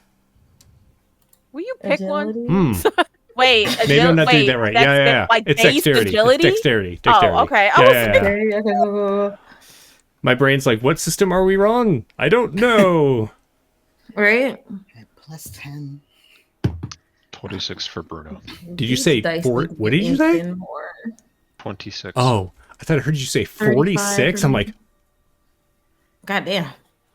24 for me for Nice. Winona. Okay, so yeah, natural 20 plus 16, 36, baby. Nice. Okay. 35 on me. okay. 26 for what? Shan, please, I'm begging you. I'm begging. And So Shan's Shan fine. had been expecting this. Shan was like in the door, ready for this eventuality. They were like prepared. I rolled a 15, or I got a 15 total. So you're like that just is waiting different. for it, That is different than rolling a 15. right? You're waiting for it. You're waiting for it. You're waiting for it, and then you're listening to the comms break up, and you get distracted just long enough that you fall. I'm gonna roll if you fall in or out of the train. The tracks. Yes. You fall out of the train. please. Yellow Jacket, this 3-armed, very large person tumbles towards you, falls out of the train onto you. The door is wedged open, but the train is moving back the way it came. And it is starting to pick up speed. Wait, that quite should not be quickly. happening. I think Bruno is immediately going to the door, like with his arm out towards his two companions, Okay. just saying, "Don't be left behind." As you reach for your companions, we're going to go to break. What the? No. What the what? Dude. Are we in or out? That's one way to split the party. Holy crap. Because there ain't no way I'm getting on that train. No, there's flesh. If happening. Winona can jump out, I'm telling you she will. She probably can't. But if I've got so many tabs open. I'm trying to make this thing manageable. All right, we'll be back in under 10 minutes. Join us when we get back. Oh. Bye.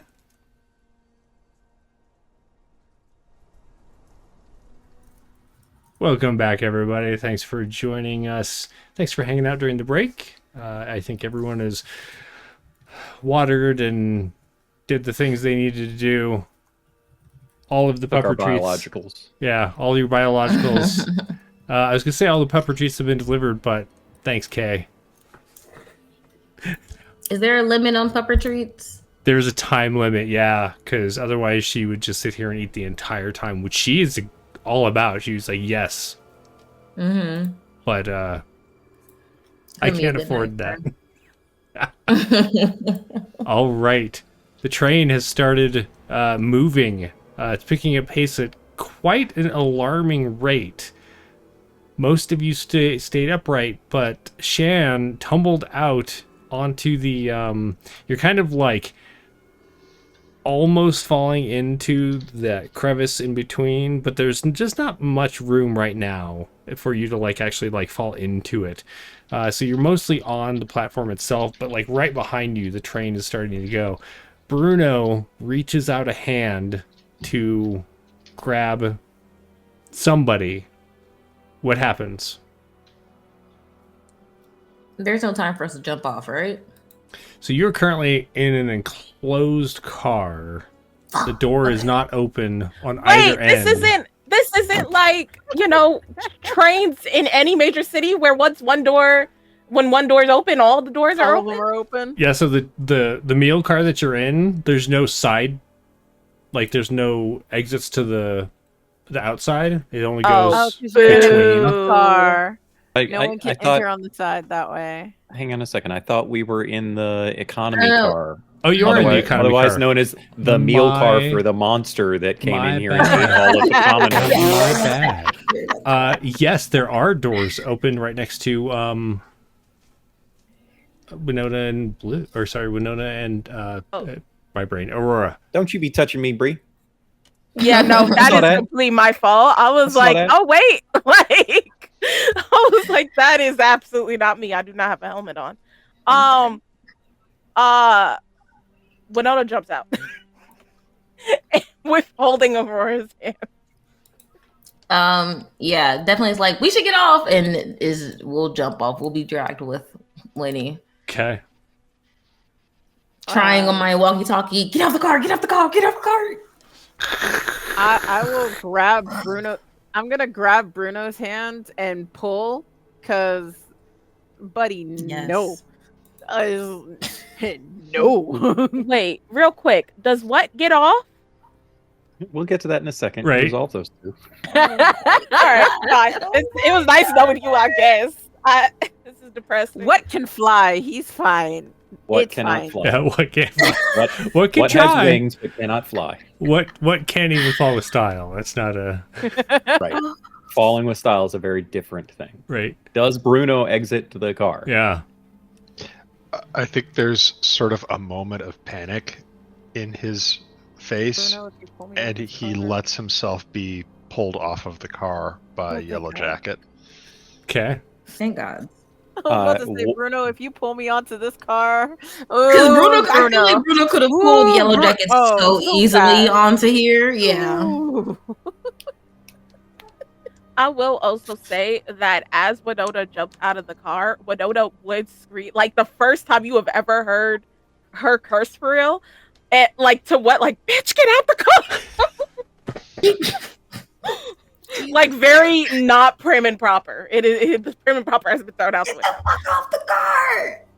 So you can see where what is on the car. Yeah. He's at the door. He casually steps through the door to get in between the two cars, and then reaches down and disconnects the car he's in from the engine. So Very, very just casually. let's do a dexterity check because there is a Okay. thing happening. Sure. I want to see if you can outpace it. Not amazing, but it's still a 24. So the contested roll against you was 27. Okay. So the door begins to open and you start to step through, and then your sensors immediately pick up that there's like a proximity alarm that goes off as the door starts closing in on your arm, and you like pull yourself back just as the door closes. And you look over and Winona and Aurora have disappeared. Those doors are closed. And there's like a klaxon going off inside.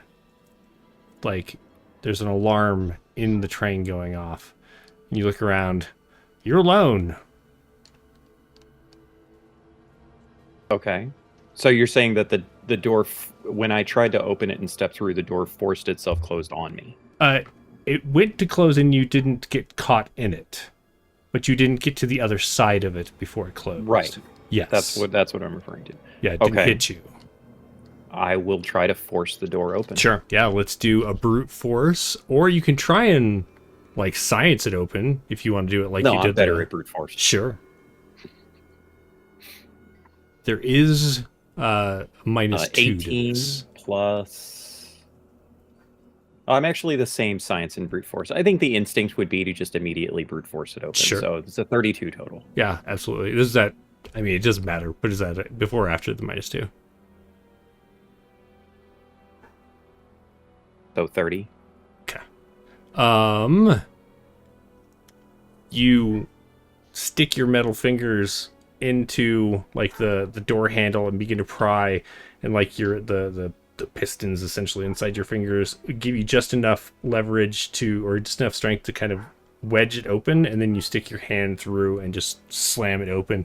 You hear the grinding of gears, and you can hear like the hydraulics inside like releasing gases, and you look down and this I mean, it's already hauling, but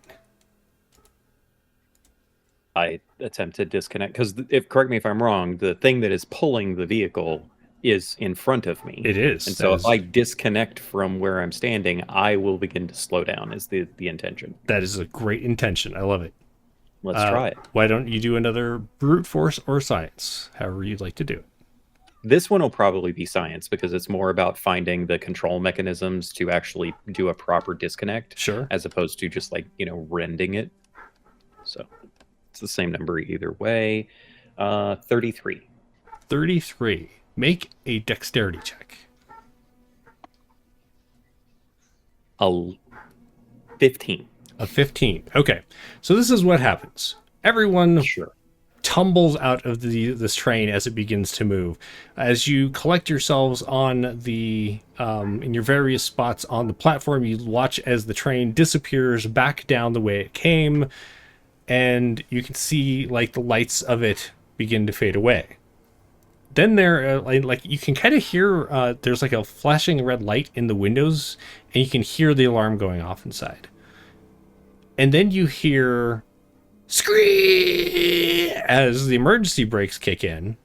What is thrown out the front of the train lands on the ground. You are going to take a little damage from this. Sure. Let's call it 5 damage. Does my armor apply and all? Only if it does. So like it's not your trying to remember defense. I have rating. a body made of metal. Right. But it's not blocking a strike, it's just smooshing on the ground. Sure.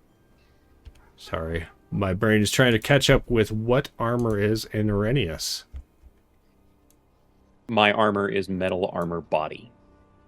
And does it reduce damage, or is it just increasing your defense rating? It reduces damage by 1 for me. That makes sense. Sure. Okay. So you would take 4 total. Okay. Thanks. Thank you. As the train comes grinding to a halt, it manages to stop before it hits you. What? You like look up, and the engine car and the conductor's car are like disappearing into the distance. The rest of you see the lights of the train stop. You can't really make out the train itself, but the lights aren't getting any further away at this point. Is the braking system something that what can attempt to hack to release? Probably. I will attempt to do that so that I can start pushing the train back into the station. Let's do science to try and release the brakes. I'm going to apply all 3 of my luck points to this. Okay. Because I want this to happen. So, well, probably didn't need it. Total of 27. Okay. So you climb back aboard. The door that you crammed open is like kind of busted. You don't feel like it's going to be closing anytime soon. So you go in and you like access a control panel and turn off the braking system. Pushing the train it is hovering, so it's not impossible. But you are going to have a -8 to your roll. I have 1 advantage that I can use to reduce that to a -4. Perfect. So I will use that. Pretty good at brute force. Really good at brute force, apparently. So with the -4, that brings me to a 27. So as you're all watching, the train lights start to approach. They start getting closer, but that push of air isn't moving with them. There isn't like that rumbling noise of its speed and energy moving the train along. And then slowly the cars start to fill the train station again. And then you see what, like, just dug in heels kind of, or like balls of their feet just like digging up gravel and scraping the metal underneath. Once the train comes to a halt, I think what will artificially make the same chime noise that happens when the train station arrives. Is it like a cool Muzak remix, or is it the yes, chime? 100%, oh, nice. 100%, and makes that noise, and then like climbs back up into the door. He can't maybe he can force the doors open or hack the doors open. I'll attempt to hack the doors open. Okay, let's do it so that he can actually step out of the train. Well, so you were not in the train to push it. I know. I see what you mean. I see. For what you style mean. points, he's going to step out of the train. Gotcha. Winona screams like, "Oh God! It broke their vocal box." I got a 21 actually, so Oh, that nice. gives me one of my luck points back. One of the doors slides open, and out steps what? Making the arrival sound. And what sees all of you standing there and then just kind of tilts their head and is like, I guess I did not mean to do that. I had assumed that at least one of you would still remain on the train. No. Why? Why would you assume that? Well, because statistically speaking, there are 5 of you, and that means that there is an not insignificant chance that at least one would be unable to cross the threshold of exiting said train before it reached a pace, and therefore I attempted to slow and stop the train to allow for safe exiting of said train. That's Safe. fair. No, I Bruno- disagree with you. Bruno points at the train. What happens when the next train arrives? I do not know. I was more concerned with your biological safety than I was the safety of this vessel. What? I Well, wait, No. the train is stopped right now, right? Emergency brakes engaged. Am I understanding correctly? Sorry. It is it's a merely hovering. detached. Oh, Shit. Yeah, currently the non-engined train is just kind of hovering there. Lit. At this point, Hmm. while everyone's distracted with what, I'm Yellow Jacket. Never a good way into a is going sentence. to- While I everyone's love that distracted. sentence. while everyone's distracted. Right? Yellow Jacket is going to like start pulling on Aurora's sleeves and everything. It's not sinister at all. Yeah, so he's gonna pull on Aurora's sleeves and like point like a little kid, like, I got stuff. Come see, Oh, come see. okay. I'm good. Okay. Aurora is like torn between which situation to look at, and they're like, I think y'all Winona's got it. like- and we'll go Right. with Yellow Jacket to go through things. Winona starts on a tangent like a parent scolding a child for some reason, and it's just like, what were you thinking? Why would you first of all, why are you so focused on statistics rather than the mere fact that it makes sense for everyone to try to leave the train, and it makes less sense to just stop the train in its entirety? What if the next train comes and everything explodes and all the Stop people that are on the yelling at train what? die? Can I also just say that the notion that we can say with clarity that what is distracting you in this context is a statement and not a question is, I think as Winona is going through this, there is absolutely no reaction at all from what. And then when Aurora kind of steps in and says, stop, and all of that, what will simply like tilt their head to Winona and say, your existence matters more than the physicality of this vessel and the physicality of the one arriving next, to be frank. I What might point about out. your existence, you dumb motherfucker? I might point out that what would realize that what only stopped 75% of the train, not the totality of the fuck. train as well. And also, there Winona's like, is the I'm notion mad at that you now caring that for other Dr. train is Seuss going to stuff. arrive at its destination faster. It will be more efficient.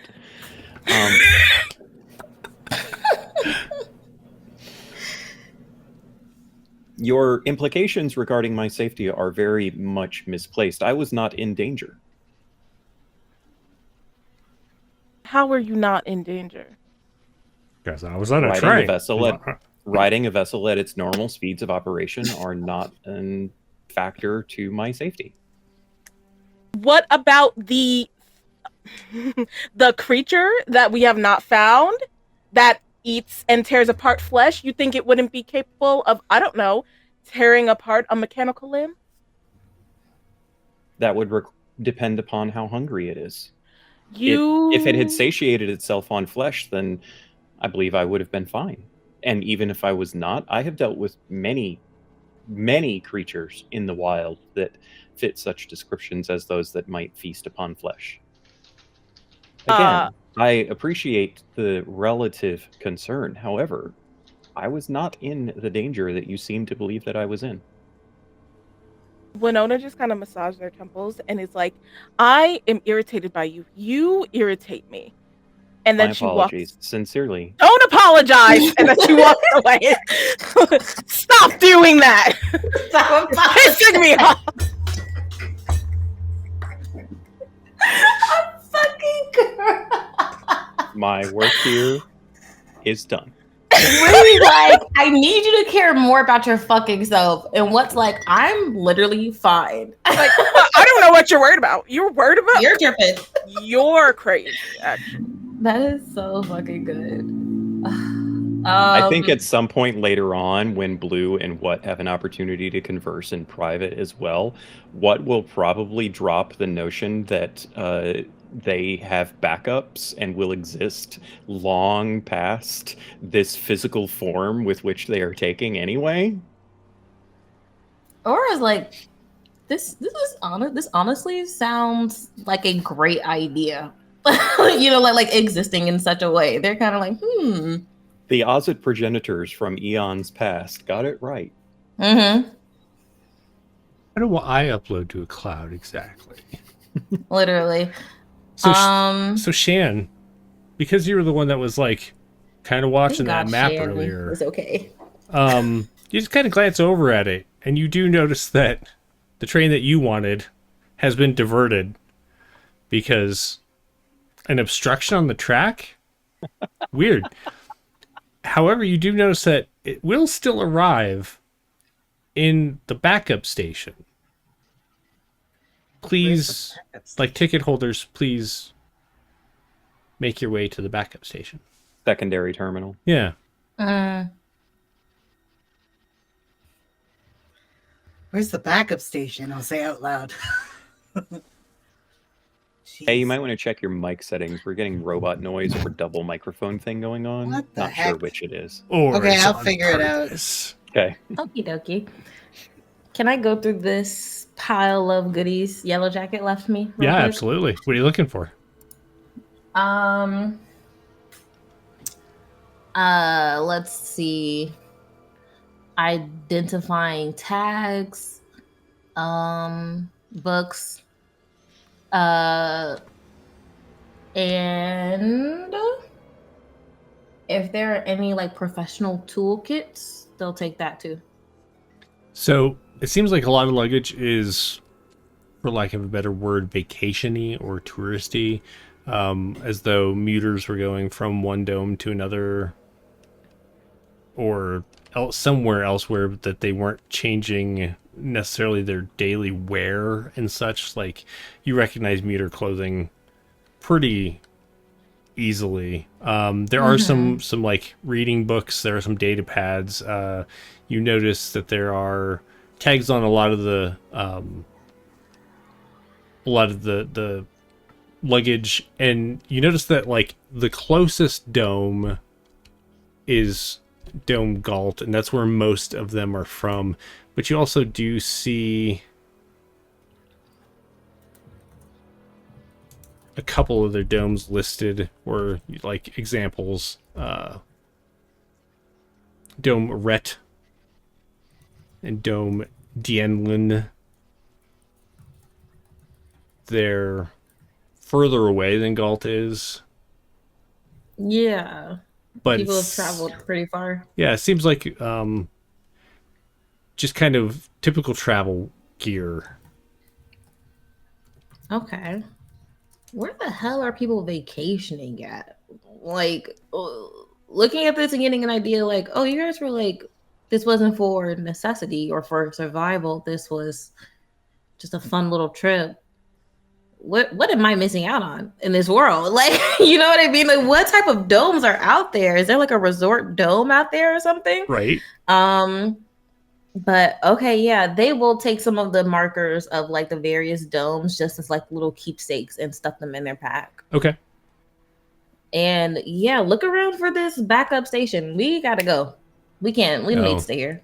Yellow Jacket, I make think an if observation Aurora check. actually says any of that out loud, by the way, what would probably start talking about the multitude of domes that they have knowledge of and the variety of peoples that exist within those domes, which have an even greater multitude of living situations. Aurora talks aloud to themselves all the time when they're thinking. So 100%. And when what goes into this, they are no longer looking for the backup platform, or they're kind of trying to split their focus, but truly trying to take down everything that what is saying. What'd you get, Yellow Jacket? Wait, what am I doing? Observation. Oh, okay, cool.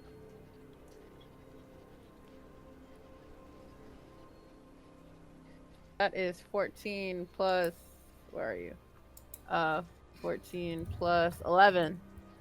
Nice. As Aurora's going through all this, you notice that they pull out a fairly bright yellow luggage tag that's in the shape of... Whoa, it takes you a moment to figure it out. There's like a square yellow person that has arms and legs and like blue pants that go down to his knees. I snatch it and throw it in my backpack. Do we need to do a contested roll, Aurora? Aurora is mightily distracted by what at the moment? That is fair. That's so fucking while fair. while Aurora's distracted by what? Sure. I'm gonna snatch it. That's fair. That's fair. You have a SpongeBob SquarePants luggage ID tag. It's very so old. You have no idea what it is, but you have one. All right. Shan's gonna try to round everyone up, and we need to find this backup station. This train's not coming here anymore, so if we want to find anything, really. Is there? Okay, is this station set up feeling similar enough to a scab station? Is it basically cookie the cutter layout? stations? Yeah. Are the layouts cookie cutter basically? Yeah, I'll give you that. For the most part, all these stations are going to be generally the same. So Yellow Jacket can easily lead you through to the secondary terminal. Yeah, I'm gonna do that.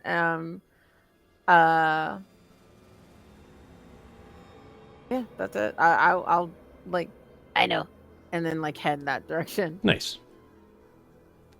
As you get there, Gets at that point.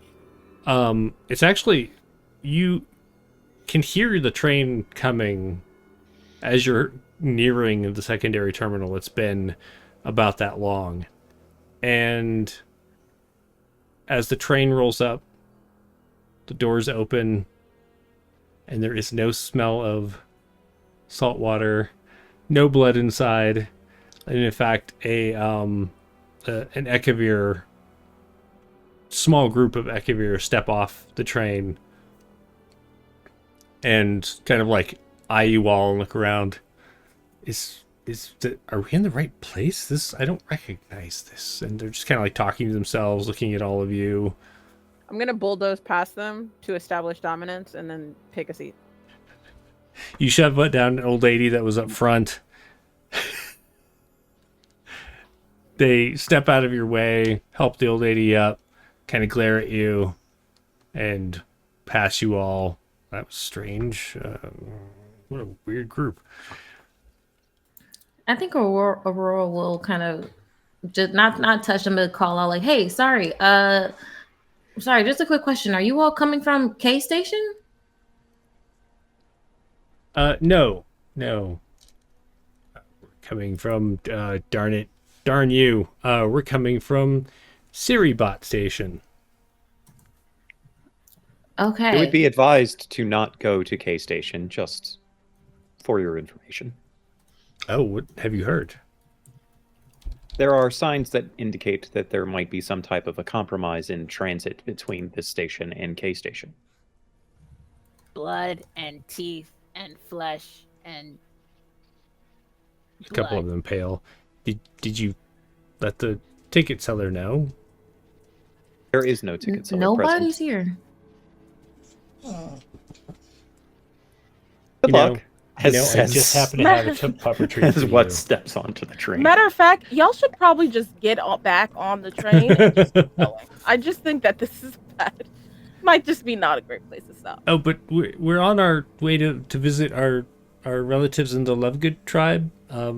This is probably the best station to get off at, right? This will be the closest, yeah. Yeah. They have probably packed up and are a couple days out. Who are you going to go see? I don't know. Who are they going to go see? Anybody. Throw a name out there. As I deliver Gemma. this puppetry. Gemma, Gina, and Wrigley. Justin, the triplets, The J's. the J's. We're all G's. They're Just- all They're called the J's, but all their names actually start with G's. G. Yeah. No, It's no. Justin with a G. Right. It's Justin with a G. Oh god. It's not Gustin. Stop calling me that. GH. Right. That's diabolical. Diabolical. Aurora will let them know like the next stop or like vicinity that they'll be at, since we were kind of there when they were getting that together, and we'll just say, hey, they'll be over here in a couple of days time. Just nobody's upstairs, so just be careful. There's weird writing on the door. Just I mean, they'll kind of look at their equipment. I think you all will be fine. Yeah, Gemma, Gina, and Justin would be really upset if anything bad happened to y'all. So just err on the side of caution. They look over at Yellow Jacket, who pushed down one of them. Oh, he's harmless. Don't worry. It's harmless. Okay, so as they head out and you all get on the train charges up, the doors close. We're gonna roll for initiative. No, I'm just kidding. What I would like us to do is, we have about 20 minutes left or so. I want to know what kind of stations you all encounter as you move through this hub. Who has an idea? Throw something out there. I'd love to hear it. So I think that there is most definitely at least one derelict station, and the one in particular that I'm thinking of is actually just like a wall of ice that can never be melted, and you can only see on the other side of it, and it's like a frozen diorama of life from when it like flash froze Right? from long ago, and like I love water that. had dripped down and created this enormous thick barrier of like a glass wall. And so the train still comes to a stop in front of that station, and so you're just stuck there for 5 minutes staring into this diorama of frozen people that were going about some kind of a life when it happened. And what you actually you've been to that station a few times, and you can remember when there was this scab that tried to essentially make money off of like selling tickets to look at the thing you already have to look at, and like made like little t-shirts and stuff with like photos of like the frozen people on it. Somebody ended up putting an end to that after a while. Like there was like some taxes or something, and this guy just was like, no, I'm out of here. I think what inadvertently reported on them and got them in trouble with Right. like tax authorities or whoever. What would Yeah. absolutely be inadvertently responsible for the end of that business? So that like that shawl that you wear, or like the cloth that you wear, is actually the remnants of that shirt that has Yeah, just faded what- over time. What totally paid for one? Right? And when you like got to the ticket station, you were like, oh, I like to declare my customs. And they were like, customs for what? Yes. I will say, I like the building off the scab thing. Every time we hit a scab station, there's like a bunch of them that pile on, and I have everybody check their pockets and everything as soon as they get off, and there's always some like authority figure who has to scoot the last of the scabs off, because if they're not careful, they will set up shop in one of these cars. And there has now been a new regulation that you can't do that anymore. So wonder why that happened. So What? you've all done really well as far as maintaining your possessions when this happens. However, every so often you do find like something else in your pocket that wasn't there before. Usually it's just like like something that's partly eaten, a trashed wrapper, a used up can or something. But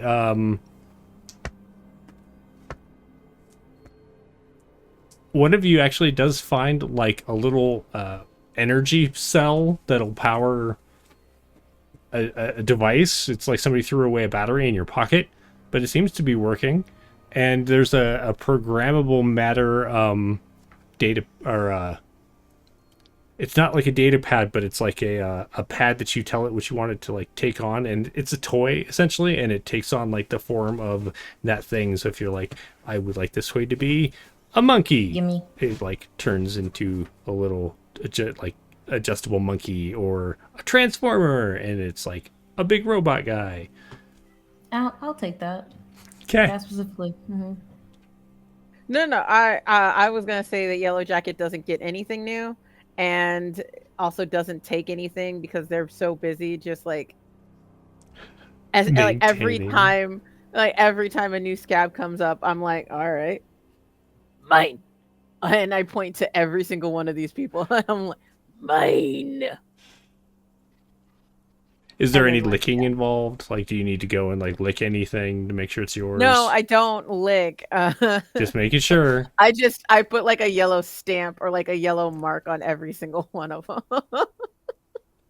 I think that the battery somehow ended up in What's possession, probably delivered by someone that recognized What as an Ozit and thinks that that's what they consume.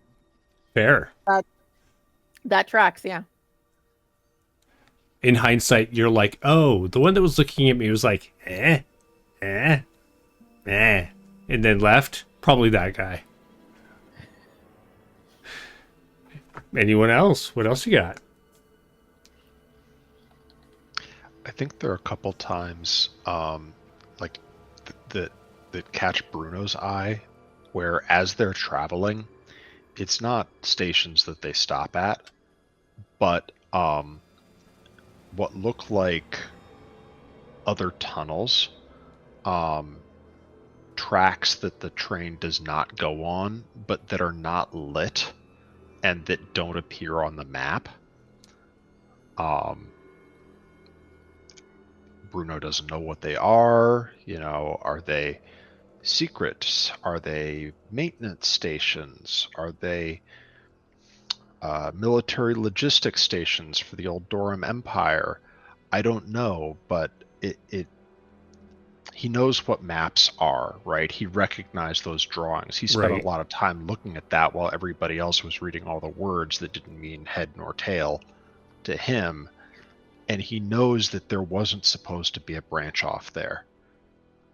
And this happens not like all the time, but more than once on the journey. And I think he just sort of takes note of that.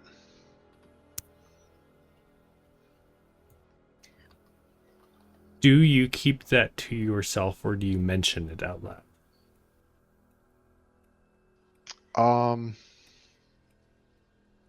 Yeah, I think he would mention it. So what? I'm going to have you do a recall. You're at a -8 for this. 24. So Bruno brings this up. And you're like, because you know Ammiya isn't directly accessible, right? But what if there are these tunnels that aren't on the map does your database have any kind of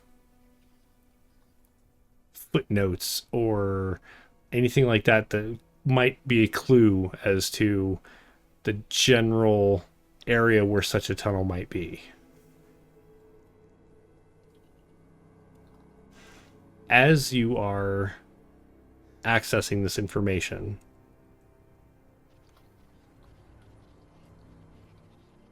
everyone sees, like,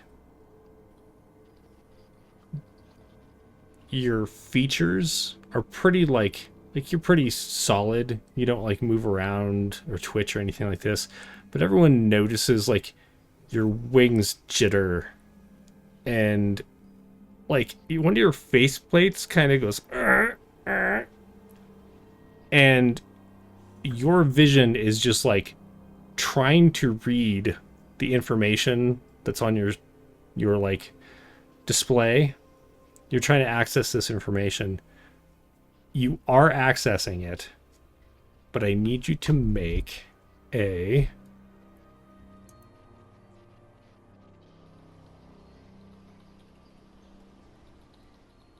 resilience check. Is there any challenge to this? Or is it just straight resilience? Oh, like penalty. Penalty? Challenge penalty. No, we'll just go straight. Okay. I rolled a 4 for a total of 20. I was going to say, but you still made it. Wow, okay. As I almost used my 1 luck point too. I was this close to saying... That's why I asked about the challenge penalty, right? Because if it had been any challenge penalty, I would have been like, yeah, I'll use my luck. But since there wasn't, I was like, all I need's a 5. Right. As you are cursorily aware of this strange sensation that other people, like biologicals, might call pain, that's going on through your body as you're trying to force this information because you want to know what it is, and you just kind of like we're accessing it, and now you're just like trying to get to it. You shut down. What stiffens up? His wings like go super wide and then just curl in on themselves, close up, go into his back, and he just like falls over. You killed him. What? I poke it. I try to lift what? I'm gonna. He's poke it overheating. too. They're That ain't overheating. happening. Somebody get ice. Somebody get ice. Need cold towels.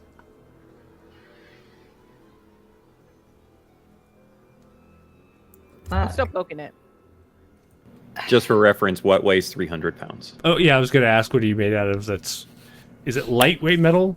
Apparently Some not. some parts are lightweight metal. Are they like hot to the touch? What do you think that you are? No, I think that they are very cold to the touch. Like almost dangerously cold. Like if you placed a bare hand on their form for a long enough period of time, you might lose a layer of skin pulling it off. Is there a reset hole button on what? That is what Aurora is now looking for. There is, but Who's do got a you have a paperclip? paperclip? Right. Oh, As a culture researcher, I think I always keep one in my hair. You never know when you'll need it. if Aurora doesn't have one, I've got a yellow one. I love that. What do you all do? Shit. I'm gonna, I guess, smack him until he wakes up. Aurora would absolutely stop Yellow Jacket and it's like, I don't think you should touch what too much. It's very, very cold right now. Your skin might. Oh Just no, dance. I was gonna. I don't know. He's a shifter. I'm not gonna. No, so just bang on him with like what's the heaviest book I have in my bag. It's just Oh my god. That's not gonna wake what up? Aurora like burst out saying. No, but like genuinely though, is there a way to access like a power button on what? Make an observation or science check. I Ooh. want to do that too because I want to be the one to fix them with my zero technology going on here. Science or observation? I'm using science for this skill, Okay. even though my observation is better. I'm gonna use all my luck points. Well, not all of them. How many do I have? I got 24. I got 3 luck points. Let's go. I got more than. Actually, you know what? I will use all 5 of my luck points. I don't care. Yeah. 11 plus 5 plus whatever. Or I don't remember how luck points work. So it's 1 point for each one you spend. So 5 plus you rolled an 11. Okay. Yeah. Plus, wait, what was it? It was Science or observation. Observation. Okay, so I'm gonna go with science. So that's 14 plus 11 plus 5. 30. Come on. Yeah, I'm like 29. I'm like, no, that's not right. So what? Yeah. Looking at your heavy still form, what can they discern as far as any way to reset you? That's a good question, because I think that there is very likely physical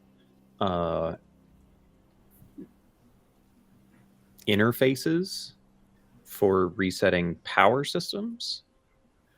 But is this a shutdown of what's entire power system, or has his software basically been hijacked, and thus he's gone into like a sleep mode? I'm going to go with they don't know either of those answers. Right, but I'm asking you because one answers the question that you asked me, and the other means that there is no answer. I'm going to message you real quick. Whisper, whisper, whisper. Okay.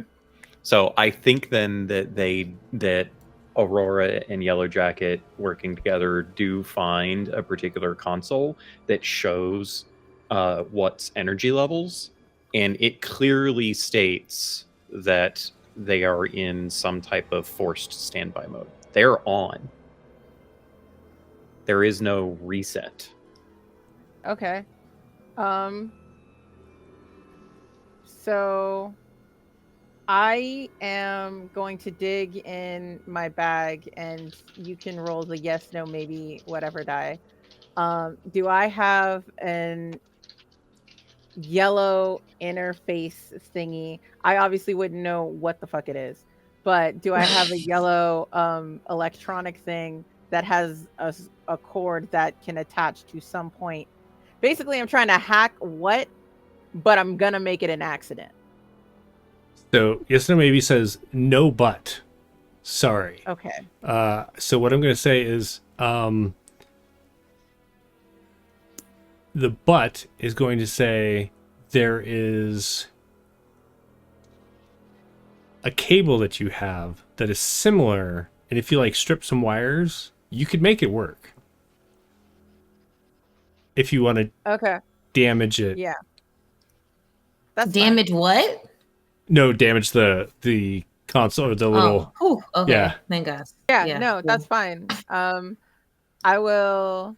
Yeah, I'll do that and try to hack my friend here.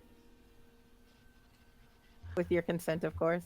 I'm glad you clarified because I was 5 seconds away of doing like the mom thing. That's like, give me the damn, give me the damn life. Ro is so nervous looking at Yellowjacket do this, hovering. What do I have your like? So Miko, do I have your consent to like try and hack Of course. what? Absolutely. Okay, cool. I just wanted to get that Mhm. very clear. So, what am I rolling to do this? Go ahead and do a science. All right, I'm actually not that bad at science. Good. Who the frick would figure? Like me rollies. Okay, so you don't hate me with an 18 plus 14. Nice.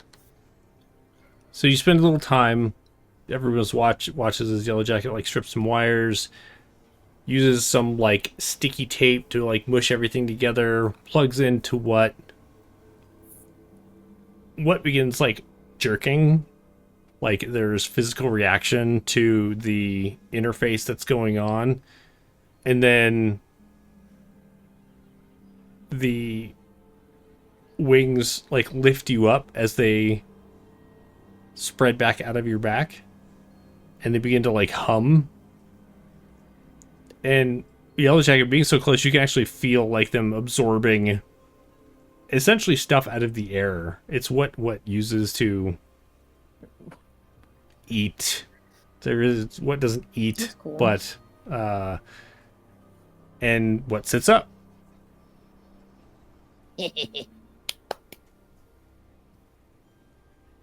I'm deeply surprised. Great job, Yellow Jacket. Pulls out a Wait. yellow No. star and puts it on Wait, Yellow Jacket's before you chest. give them that star. What? Everything okay there? I need Jeremy to answer the whisper that I just sent him before Yeah, I can actually. I'm thinking about respond. that. I'm gonna let yes, no, maybe because I like that, but I'm not gonna. You don't get Did I the fix star him? yet. You don't get it yet. He is. I hate it when maybe is the answer that yes, no, maybe I gives mean, me. that feels like it's up to me then. Right? Yeah. What do you feel when you wake up? As soon as what sits back up, there's a very, very long pause after Winona asks the question. And then what very explicitly says the amount of time, because he has been like keeping track of the amount of time that you all have like been on this journey, much like he did with the elevator. He's been recounting periodically at random intervals, mind you, the journey time and all of that, much like in the elevator. And he says the exact same time that they said right after they left the train station ice diorama, which was hours ago. It was a while ago. That's wrong. That is incorrect. Nice job, Yellow Jacket. Give them half a star. How about that? I ripped the star in half. I take both halves, because which one of you mofos woke him up? Did you wake him up, Winona? I don't think so. He's awake now. I got it right. Give it. And then Half as the star of the poem. that discussion is taking place, I think what actually attempts to reconcile the discrepancy between their internal clock and, you know, all of that, Yeah. and then just simply says, concerning. Are you okay? Yes. You Physically. usually say a lot more than that. What's that meme that's like, you ruined a perfectly good what? That's what you did. That's what- I think what will kind of, their head will lower down, taking in the rest of their form, and then raise up. I am ruined? No, you're fine. She's mean. First of all, No, but you've been hacked though by Yellow Jacket and will like hold up the cord. Panel probably still kind of open or what have you. I'm gonna give it to him. Have him read it. Right. Is everything okay internally? I will Seems run like- diagnostics and determine if there is any fault to be had. okay. Well, it seems like you've lost some time. Time. Indeed, my internal clock seems to be differentiating from, as I said, concerning. All right, I'm gonna walk away because I'm not hearing a thank you from waking you up. So Sincere apologies friend Yellow Jacket. I do appreciate the endeavors to arouse from whatever forced slumber. And they say slumber because they don't know exactly how to classify what happened.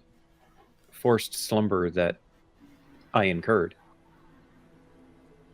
Your services are much appreciated. You're welcome.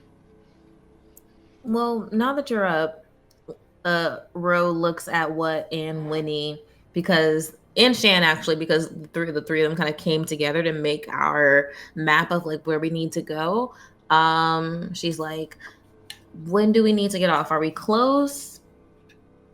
Would you like to access that information again? What? I may not be a good judge of accuracy for such a request, given what transpired before. No, that's okay. Unfortunately for me, I have been keeping track of the time thanks to what's very dutiful timekeeping. And we are insert amount of hours here. I don't know, like 2, like 1, 40 minutes, 25 seconds. I don't know. What is it, Jeremy? As far as how close we are until we can get off. Oh, so you've been like trying to figure out where you're gonna go, and you thought what was going to kind of help you narrow that down. You're pretty sure from the station that you're heading to next, you were going to have some kind of idea of where to go from there. But it was really kind of up to what's database and what, as we wrap up for this evening, and you're doing your self-diagnostic, you realize that there's a good chunk of your mind, essentially, that is sitting behind a firewall now. And you can't access it. And with that, let's do some outros. Oh my god. Hell of a way to end it, Jeremy. Excellent. God damn it. And this is why you don't broke our rely on one person for computer. information. And I'm pretty sure we did it. I'm pretty sure we rolled for what and Winona to come up with the plan together. Yeah. We'll get there next time. But oh my god. We're at time. I know it's some of you that live in the future, also known as the East Coast. It's midnight there. And it's Monday, and some of you got work in the morning, so we're going to call it for tonight. But good to see everybody. Let's do a round of outros. Let's start with... Who do I want to start with? Bruno. Ed, tell us about yourself. Hey, my name's Ed. I played Bruno, the Ekavir, this evening. You can usually find me here on Wanderer's Haven, playing all kinds of stuff with Jeremy and the whole gang. I've had a whole lot of fun. But I'm definitely fading it being midnight, so I'm going to popcorn it over to Brie. Hi, it's me, Brie. I've been Winona. We both use she, they pronouns. You could find me whatever I'm doing on my website, bizzy-brie.love, which I have made myself. All my stuff is there, and anything that's on there, not on there, is either not important or I forgot to put it on there. And when I'm not doing those things, you could find me in the deep recesses of night in your kitchen making hot chocolate coffee. That burning smell that you smell, yeah, that's actually me. And yeah, I'm gonna pop it over to Casper. OCO friends, my name is Casper the MB Ghost. I haunt the internet for any channel foolish enough to invite me in, like this one. I'm here on Mondays. On Tuesdays, or every other Tuesday, I'm on High XP Society. I'm on Imagine If, and lately, and other places. I don't know the other places. I'm gonna be on Batty Bards here soon. I know that. Yeah. And follow me everywhere at Casper DANB Ghost or Casper Danby Ghost. It's all one word. It doesn't matter. Yeah, much love. I'm gonna popcorn it over to Bluu. Hi, I'm Blue. You can find me in the internet streets as King V, and that's King with a Y, and literally anywhere Batty Bar exists. Alternating Tuesdays, not counting tomorrow's Tuesday, you can catch me on Cat the Dungeon Mom's Twitch channel for some Tender Hollow, where I play a depressed ass teen in like a Wonderland-esque world. And yeah, honestly, that's pretty much it for right now. I'm gonna popcorn it to K. All right. Hi, I'm Kay or King Cosmos. I'm usually on Folk and Myth playing Ystera with Miko. On Wednesdays, I have a Thirsty Sword Lesbians game coming up here on Wanderer's Haven on May 24th, I believe. And yeah, I'm doing some auditions soon for local theater. So, go support local theater where you are. Thanks so much for having me. I guess I will pass it to Miko. Thank you so much, Kay. I am Miko, otherwise known as the OKSGM. I am one half of the founding duo over at the aforementioned Folk and Myth. You can find me haunting the games over there, either as a game master or producer, most oftentimes. However, it is worth mentioning that coming up here in about a little less than a month, I'll actually get to play in a game. I'll be on one of the Vampire the Masquerade games. Bringing my previous character Nicholas to the fore, a La Sombra whom somehow manages to find trouble wherever he goes. So very much looking forward to that. Otherwise, you can most of the time find me on Wednesdays, as Kay mentioned, running my own homebrew world of Ystera in our Dungeons and Dragons ongoing campaign. Hey Kay, did you realize that we're actually coming up on 100 episodes of Ystera having been streamed? No, I We will hadn't. be hitting Wow, that milestone very soon, actually. That's amazing. Congrats in advance. Yeah. Right? That's Uh, crazy. So yeah, you can check the links out in chat for access to all of the socials and stuff. Worth noting, you should follow Folk and Myth socials more than you should follow mine, because I am an old white guy that does not understand social media at all, and I don't do it very well or often. So feel free to find me in other places like the Discord, where I am quite active on all Discords, Wanderer's Haven included. And yeah, thank you so much for being here. I am very much enjoying getting to play the ever so beautifully annoying What.